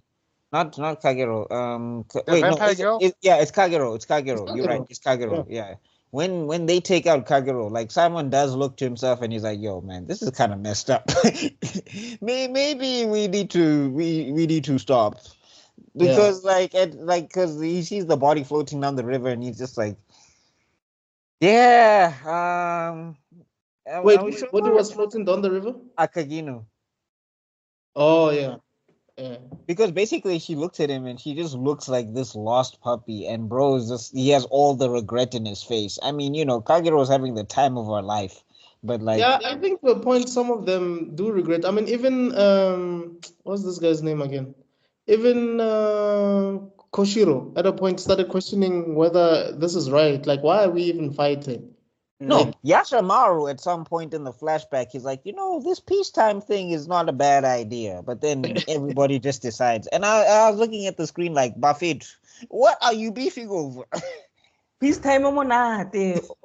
O shapa gin and juice, o tshwara ngwana hao, o besa nama, ho monate. Nonsense! We must can show them someone we are the superior clan. can someone explain to me? There was a point where you said it's Yashiro, right? Yashamaru. Yashamaru was meeting with Hotarubi Yeah, they were together. underneath some tree or whatever, and he was almost about to kiss her. Then the snake gives him some salty look, and then he pretends like he didn't want to kiss her all along. I'm like, what's the beef with you and the snake, my guy? Like, I think Snake the is snake, territorial, dog. yeah, I think the snake is just overprotective. Like, yeah, when that. oh, it's like this minutes in Loki. No, and Remember that's how how this minute- the snake screwed, and that's how the snake screwed over Hatarubi, because too protective. If the snake wasn't that protective, Hatarubi maybe would have actually seen some signals that something. Yeah, because if the snake was chill around Yashimaru, when Simon came and she bit him, she's like, nah, the snake's cooler on. Why did she bite you now? What's up with you? Exactly. But I also like the scene where some guys were like, Tenzin, we hear that you're immortal. And they were talking to Simon at the time because he was disguised as Tenzin. They're like, no, we want to see if you're really immortal. We want to see how you heal yourself. And then they step Simon, dog. The guy can't heal himself. No, that was Tenzin just being a dick. Like that was Tenzin playing. Like but I'm saying that was when I know Simon was gonna die, because the thing is he let his guard down. He was just chilling out in the open, looking at the rivers, looking at the stars. I'm like, Chief, you don't do that in this type of show. For me, dog, is when you start knowing certain truths, when you start knowing certain secrets. I know you're dying, dog. Yeah, because they were like, Tenzin, he cannot die, what, and he finds out. I'm like, he's gone. Mm. And then after that, so yeah, he's like he's like the third last, and then it goes to Tenzin, because Tenzin, they've been killing this nigga, yo. So how does he finally die? Tell me the good news. I want to feel. So basically, what happens is that one, he tries to jump overall again, because guy doesn't know how to say no. He doesn't know how to take no for a hint. No means no, Buffett. Actually, it's four of them left. It's Genosuke's poisonous wannabe girlfriend. Then it's Oboro, it's Genosuke, and then it's Tenzin. Yeah. No, I'm saying like, but yeah. Wait, anyway. how did the uncle die? He dies to Koshiro, because basically they have a blind samurai fight, and like Koshiro figures out how to, and also because Koshiro is basically lucky because he has the boomerang scythe thing. So the uncle had him, and also the eye thing only works if you can see. If you're blind, it doesn't work on you. Yeah. Okay. That was an interesting fight, because it's kind of like, because for me the uncle is like Cyclops. His eyes are always closed, and he only opens them when he has to use them, like in battle, right? Yeah. So, if you cannot use those eyes to someone who's blind, your power is pretty useless. Yeah. But I'm saying he had him. Swordman. He had him. He had him, but then that boomerang thing came back, and then that's when it kind of gave Koshiro the advantage, and then Koshiro used his wind power, and it was GG's. Yeah. So Koshiro killed the uncle. Yeah, and then basically Simon and Kagero, they trick Koshiro into thinking he's talking to Akagino. Yes. And then Kagero uses her poison on Koshiro, and Koshiro bites it right after. Okay. Yeah. I'm looking at the names. I'm still looking at the character names. But please finish it, dog. I think you will enjoy it. Yeah. And then yeah, with Tenzin, you'll probably enjoy what happens to Tenzin, even though if I explain it. But basically, what happened with Tenzin is is he has a fight with a Genosuke. blind Genosuke. Where Genosuke, he does pretty good, but he's blind, so I guess they didn't train him enough, or whatever the case is happening. Mm-hmm. Yeah, because I mean, other blind anime swordsmen, usually the formula is that if you're blind and you're a swordsman in anime, you're undefeatable. Like usually You're that's the top tier. formula. But you know what I've noticed about this series actually? Y'all haven't watched Genshin. There's not much hand to hand and much sword fighting. It's No. more power based. Which for story. me, that kind of like for example, that's why like the first fight I think between Spider-Man and Hair Dude I think is probably my favorite in this series. Because I think like that's the best fight in the series. Because it was a combination of powers and because it was an actual fight. Yeah. Yeah. Like I mean like Gyobo on the bridge versus Tenzin, that like I wouldn't watch that on YouTube. Like that was kind of boring fight wise. Like I get the impact of the story, but I'm like fight wise it was just like, bro, he's just diving into the ground. Also like Genosuke, this is the first time Genosuke actually uses his sword. Yeah, it is. When he's fighting the main villain.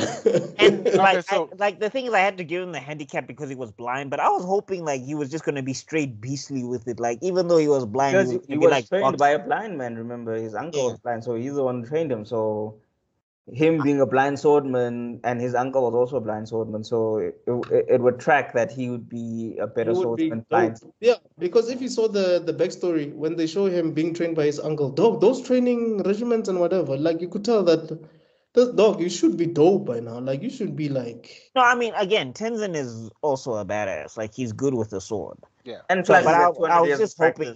Yeah. So I was just hoping, like, yeah, I'm saying in context, Genichiro. I've been playing. What's this? Sekiro dies twice, so that's why I keep confusing his name. Anyway, I'm saying Genosuke, right? In context, Genosuke did pretty good for somebody against somebody who has 200 years of experience and he was blind. But I'm just saying, I wish the fight was a little bit more like Afro samurai fights. Like I wish it was something like that, because Afro samurai fights are just. Or Ninja Scroll, bro. Ninja Scroll fights are crazy, dog. That's what I was expecting, because when I said Basilisk, I was expecting the type of action you saw in Ninja Scroll, like in the movie or anything like that. I think Ninja Scroll was more story based than action based. Oh, wow. It was more story driven. Yeah, it actually happened. Yeah. Hold on. Yeah. I'm about to join you soon as well. I'm about to just let me switch on that. Okay, but I mean, basically, we've covered the. All right. So anyway, Tenzin's death quickly is that what's this? So he does get bodied by Genosuke, and then what's her face? Oboro hides his body because Genosuke lost a lot of blood or whatever. And then basically and then she just looks at Tenzin. So when Tenzin is supposed to heal, his ability doesn't kick in, and then basically the head pops off because like the parasite is trying to keep the head on because Genosuke did behead him, but like it can't keep it on because Thingy's looking at him. But it's also revealed that the parasite is the one that was alive. The real Tenzin apparently died a long time ago, and the parasite was pretending to be Tenzin, you could say. Yeah, and I'm just like, so it was basically a Gua'uld. Yeah, and I'm just like, this parasite, bro. Like, what was? We can't hear you. Oh, yeah, I was like, parasite. What's your? No, we can't hear Tebelo. Yeah, no, I was. Hi, I was about to say like this is screaming Gua'uld. I was gonna say Venom. Guys, who's Gua'uld again? Oh, Stargate. Oh my God. We need, Zuka and I are gonna make a review on Stargate. SG1. SG1. I didn't watch Atlantis. You guys are gonna have to tell me which one we must watch of Stargate. Yeah, is it the movie? Is it SG1 or Stargate SG1? Okay. With Colonel O'Neill. It was both amusing and disgusting at the same time, especially season 1. Like wow, but otherwise, from there onwards it gets cool. Okay. But yeah, basically, I think the beef with the parasite was that he witnessed Oboro's mom being killed by someone who looks like Genosuke, the boyfriend at the time. But the thing is, also the parasite keeps trying to bone Oboro like against her will. Yeah, No, I don't know if it's no. an ancestor or something, because clearly this parasite is loyal to the eagle and wants the eagle to No, he's reproduce. not. He's not loyal to the Eager. He has beef with the Koga because he didn't even mind like destroying the Eager just to get back at the Koga. It was like just beef in Jay. He really didn't care about. Are you sure that No, that no, no. wasn't the? No. I'm wrong. He was loyal to the position of power within the Eager. He was not actually loyal to the Eager. Are you sure that And parasite he what he, wasn't he also actually wants he human? also wanted to basically reproduce. I Yeah. don't know why, but he How wanted. you're a parasite? Okay, so That's he why he wasn't. was using Tenzan's body. So wait, so the Tenzin, the original Tenzin died long ago, right? I'm guessing. Yeah. Yeah. So this entire body basically is a puppet, or Yep. is Yeah. it? If Which it's is a kind of like the same, which is the same story in Jujutsu Kaisen, because we started realizing that Geto, is it Geto Gojo, that Yeah. guy is also not like the real Geto was killed was killed in the movie. So is Yeah, the sa- I forget what the main bad guy's actual name is now. Get some to old guy, some old no, like ancestor guy. he's yeah, his whole ability is to be like other than summoning curses, he can body jump Yeah, and all that stuff. But anyway, it's giving it's Orochimaru vibes. no, I was about to say it's giving Eren vibes whenever he got his head blown off. Or is it Aaron. in Attack on Titan? That big ass ugly caterpillar thing coming out of his neck. Wait, which one is this? I'm blanking now. Hey, Okay. Attack on Titan. Yeah? I have to jump. Oh, okay, All right, okay. dog. Later, All right. later. All right, later. Love Is it you. Attack? Peace. Bye. Enjoy the rest of the review, guys. All And right. Like, comment, and honestly, subscribe. last thing, watch it. It's in terms of a ninja anime. This is more a drama Yeah. Yeah. than an action anime. So be prepared in that, and that's why also the action probably wasn't as flowy and as constant as you would have in other ninja movies. However, I Plot. in terms of yes, there are flaws. There are always flaws, but I enjoyed the story, and I think you will too. Deuces. Peace. Peace. Away, Mr. Zuko's. Where was I? Oh, What, if Aaron? if you pay attention, Aaron, when you got to the founding titan, there's this big ugly caterpillar-like worm Right. Oh, thing. right. Oh, when he does the rumbling. Yeah, so he does the rumbling. So when they shot his head off, that ugly caterpillar worm thing reconnected his head. Yeah. So That's I'm because picturing that. because that's the founder. It's the oh wait, I forgot. You haven't watched thingy Oh, yet. it's all good. I need to watch it. I think we need to review it, but I don't know on which I channel. thought I thought we We talked still have about it Naruto to do. because it was over. No, I need to watch it, man. Okay, cause Okay, so sorry. getting back to Basilisk then. What's this? Yeah, so basically Oboro, like after Genichiro lands like the killing blow, when the parasite wants to come back, Oboro looks at the parasite and dispels the technique, so then the guy's head falls off and escapes. Yeah, but at the same time, she was looking for answers, even though she was overpowering the thing. Like, how did she expect that thing to give her answers if she was overpowering it? No, I think she was just mad because she was just like, "You put us through this whole. I'm the leader of the Eager clan because of you. Yes. Like I was not built for this. I literally told people not to do this. I didn't want to do this. I barely have hand-eye coordination, and now I'm here in this stupid thing. And the guy that I'm actually in love with, I can't be in love with him because of you. Yeah, Because I think there Right. was a point where she was picturing herself and Genosuke getting married or something. yeah. I'm saying she was pissed. Like that was the first time she broke composure. She was like, "No, you need to go. You." Yeah. Like you've tried to grape me twice. Yeah. And also, this is where the poison girl comes back, I think, and she's like, Genosuke, why aren't you finishing her off? Right. No, I think this actually happens before the Tenzan thing. But then she realizes that it's not helping. Then she tries to kill Genosuke. Like she tries to do the same thing that Buckmaster was talking about earlier on. She tries to kiss this guy, basically the kiss of death. And I think that's where Oboro opens her eyes, like finally opens her eyes. She forces her eyes to open, dog, so that she can depower this girl, so that her powers will not work on Genosuke. And then she dies. So. Wait, she dies from what? I think I I blanked on think she that. was using her last breath on Genosuke before she died. But because now she's depowered, she basically wasted her last breath because it's not gonna work. Oh, okay. Yeah. And then she died. She was annoying to me anyway. Like I did not like that character because I was just like, your priorities are all messed up. Like the beef that you had with Oboro, that's the beef I had with Kagero. I was like, woman, relax. Stop throwing your puntang everywhere. No, I'm saying this is wartime. This is your leader, and you're tripping. Like, relax. Yeah. Yeah, it is Kagero that we're talking about. She's the one that wanted to.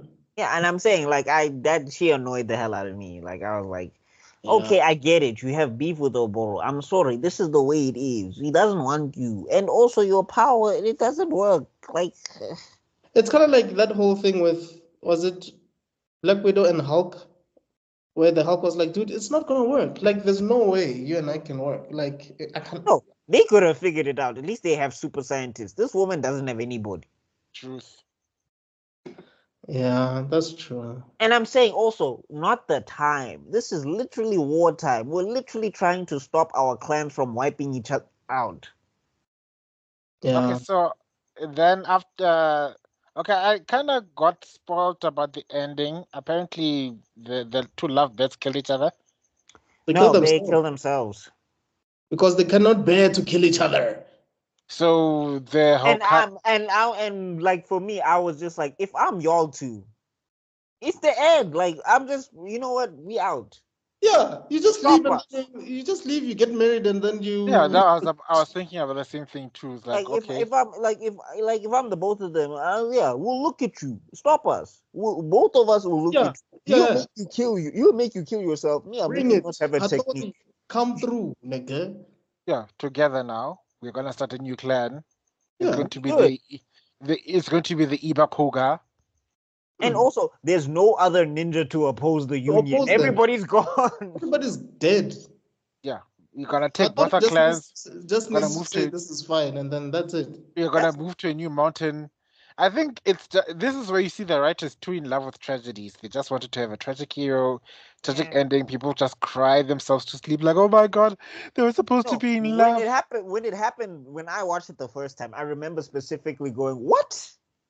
Why? Good." Not even the first time. Like for me now, when I'm watching now, I'm like, is it necessary for these two to kill each other? Like, is it really necessary? There's no honor bound anything. They don't have to. So basically, and that's what kind of ticked me off. So basically, the Shogun won. Yes. Yeah.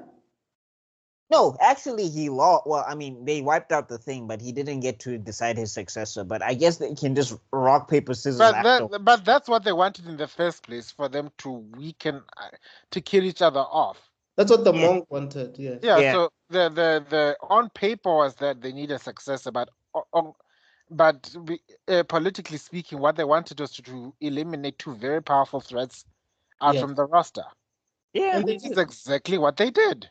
And I didn't understand. Like that's why to me that's why like I didn't really enjoy this. Like I had to knock it down to a 7 or something because I mean, well, anyway, it stayed at a 7 because the whole thing of when a show is constantly offing characters, I don't have enough time to spend time with any of these characters to care. So when they check out, it's just like, whatever.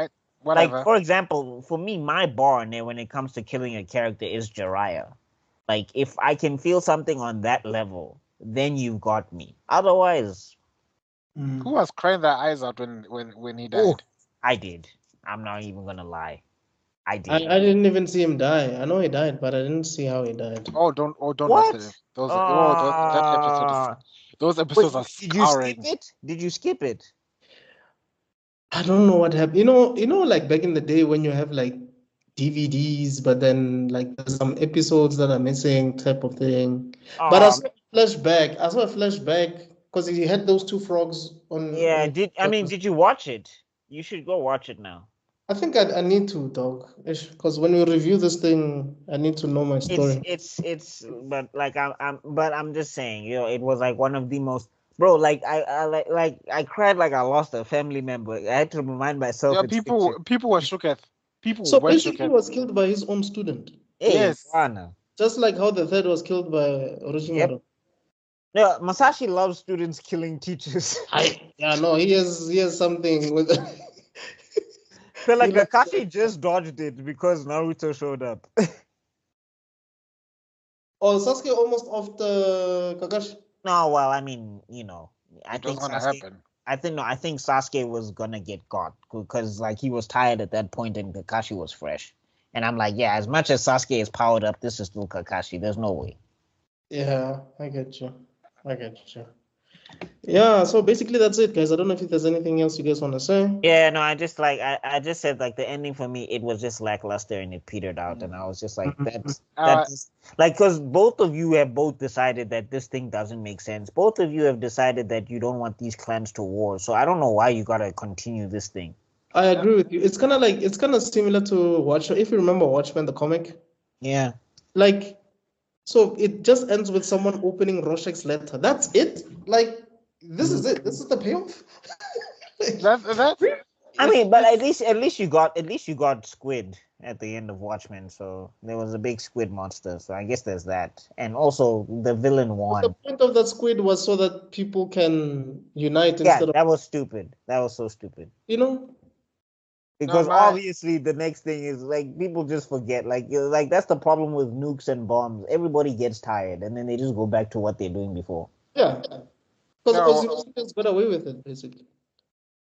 Yeah, that's my issues. Like I want when I like a story when I watch a story, I get stories that are supposed to have a quote unquote bad ending. Are designed for you to reflect on the message behind the movie. Like it's like a parody. It's not a parody. A commentary on society. They like to say. Like, don't So repeat the same mistake that these people did. at the same time, it's like we're no better. It's showing just how messed up society was back then, and it's also reflecting how messed up society it is now. I like that, but the problem is I live in this society. I am well aware of how messed up this society is. When I want to spend time watching something, it's called a diversion for a reason. I want to see something that has a complete story, something that has something that says, okay, justice won, the good guys have prevailed, there's hope or whatever. Give me something that gives me a sense of hope. Yeah, I mean, I prefer stories like that, but like for me, I'm just saying narratively, if you want to tell a story like that, it needs to be tight. Like for example, like with Game of Thrones before they fumbled, you always knew that it was not going to be good. Yeah. Like the endings were never going to be like any character. Like you don't pick a favorite unless you're Tyrion Lannister. Because that's the thing.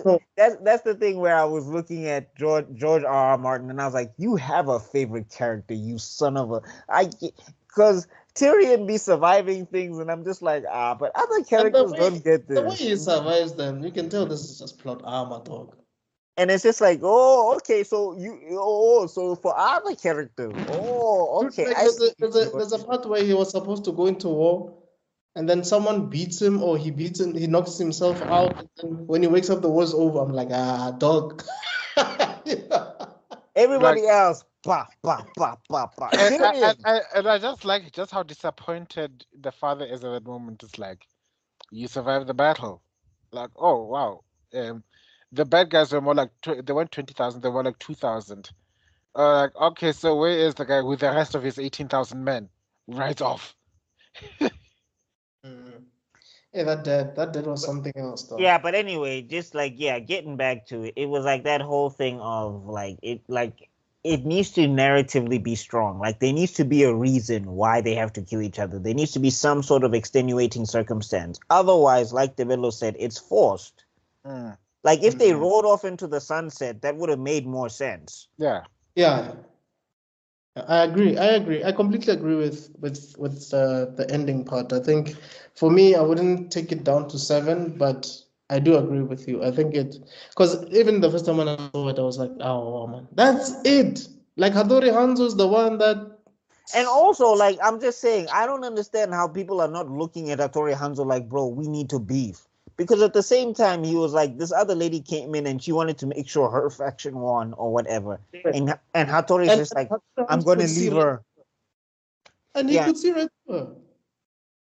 And Hattori's just like, yeah, I'm just going to let this crazy lady do whatever she wants. Like, obviously they care for none of y'all in this equation. That's the other thing I wanted to find out. What's so powerful about this Hattori Hanzo? I don't get it. He doesn't look like he has special abilities. I think like he's like the head of like these like ninjas or something. Isn't he like the main guy? Yeah. It's like he's the Hokage. He like, I don't know, because he seems like a governing body. He doesn't seem like the head of a clan. That's what I wanted to like. Why would they even bother listening to the first Hanzo? Yeah. This Hanzo or anything like what power does? Yeah, he feels like a referee. That's what he feels like. He's like he's throwing up the red flag. Then who gave him that power? The Shogun? I don't know. But I'm saying, like, all these ninjas, y'all, why do y'all listen? Why listen to the shogunate if you give it? There's so many questions. But anyway, maybe we know enough Japanese history to make rationale of this. I'm sure there's a understandable reason for it. I swear to God, there's someone was going to type a dissertation right there in the comments. No, like, you know what somebody's gonna say? It is for honor, and then they're gonna leave it like that, and it's gonna be like, yeah, that's why I can't go back to I can't live in those days. Nah, it doesn't make sense. That's in the army. They'd shoot me first because I'd be asking too many questions. Like, we have to go over it. Why? But what did they do? When did they do it? Yeah, whatever Hattori Hanzo. Are we sure? Like you tell me you have 400-year beef. I haven't been alive for 400 years, so I can't beef with somebody for 400 years. Like, are you telling me that none of these people, like, do they fear Hattori that much that none of them actually wanted to just kill him and say, no, we're not going to listen to Hattori? Yeah, because what about the peacetime? What power did he have to enforce this peacetime in the first place? Oh, they just, like I said, there's so many questions. I have so many questions, and when I have final. And when I have so many questions like this, and then the story ends up in such a way where even the lovers don't become lovers, I feel a little disappointed. So I kind of hold true to the 7 out of 10 because yes, there are good things. There are the storytelling. The story is good. The story is good. Yeah, it's the saving. Like, I think my 7 comes from the animation. Honestly, I think the animation is. It holds up. Like it's even better than some of the anime we're seeing now. Like the quality of that anime. It's really good. Especially the opening fight sequence. Yeah, that are some. I just wish they could have kept that up, because, like, for example, it's clickbait. It's as if it's like. Yeah, because like, for example, one of the other fights that kind of disappointed me a little bit in retrospect was when they pull up to the Koga's place in the first place. By the wall. And then they're killing all of those fodder ninja, and it's just like, you guys are following like American action conventions here, because the ninjas are attacking one at a time. I don't understand. Right. And I'm like, if you guys are fodder ninja and you're facing people with special abilities, you want to go in 3, 4, 5 guys at a time. You don't want to do this thing of we must wait. Oh, use the most underhanded tactics you can imaginable. You know, what you blind the guy. I'll attack from behind. You create a diversion. You not tech. Those are hit and run tactics. Or just use the environment to advantage. You know the place. Or just kunai. Just everybody throw kunai. Somebody's gonna hit something. Right. You know. Yeah, but I think that's Basilisk then. On that retrospect, Ninja Scroll had more ninja like activities than. I think Ninja Scroll for me, the third act is the thing that really. But I'll have to watch because, like I said, I'll have to watch it. I'll have to watch it. Are we gonna talk series or movie? Let's do movie because I think it's just a quick watch. Yeah. Okay. And then I think also, like, I'm gearing up to rewatch. Besides, just sorry to interrupt. The one thing I also liked in the movie is that we have representation. Yay! Oh. You're getting to rewatch what? I say in Ninja School we have representation for my clan. Yeah. Oh, okay. Sorry, I'll have to watch that. No, I was saying that I'm gearing up to rewatch Kenshin because I'm running out of things like to. So I don't know if we're gonna talk about that. Code Geass, I told you, come. Oh, right. Okay, I'll call Geass and then we'll do Kenshin. I would have loved to do Kenshin, but this Tibelo loves Kenshin 1,000 times more than I do, so we'll do it on his channel. All right. I don't know when that will be because we still But have I'll a lot get of stuff to the do. problem with Kenshin is we'll get cancelled because of the owner. That's the problem. Nah, I don't think so. No, the series is out. Like you can't be mad at us for enjoying a series that's done. It's done. My argument still remains: the people who are hating on Kenshin, if you go ahead and please, this is a remix to Ignition, you'll know better. No, if Expect you your watch worst. any of the X-Men movies, I don't want to hear nothing from y'all because apparently Bryan Singer, oh my god. Yo, I was shook. As long as we don't, after that whole review, we don't say that I am or ara ara, we're fine. Yeah. Because I mean, that's how Dada Payuba was invented, right? Like Masashi was inspired by Kenshin. That's about you. Yeah, but anyway. But, oh yeah, Kenshin was Oro. Yeah, I used to say ara ara or something. No, Oro. Mhm. Oro. Yeah. All I'm saying is like the work is finished. We're not putting any money in his pocket, and we're just talking about the show. Yeah. Oh yeah, no, that was. He used to say Oro when I was hit or something surprising happened. Yeah. But then he'd end the sentence with Degazaro. God, I know this thing too much. Which is the that I am thing, right? That it is, yeah. It is. Yeah, That is Hey, I mean, you guys have heard us talk about Yugi, so you can't say that we are pro whatever that guy was about. I mean, from the other channel, but yeah, it's You saw, you heard our opinions about Mai. There is no way you can say we are aligned with. Yes. Anyway, guys, let's off. That is Basilisk. Let us know your thoughts on it. Did you watch it? Who's your favorite character? Are you Team Iga? Are you Team Koga? Do you think? I don't know how you can be Team Ego with Tenzin. Oof. Do you think Geruske was the smartest character, or do you think it was dumb? Let us know. But from myself, Mr. Extraordin, Buckmeister Cool, and Taba Lokhala, we out. Peace. Cheers. Wow, this is the earliest we've ever finished. Woo.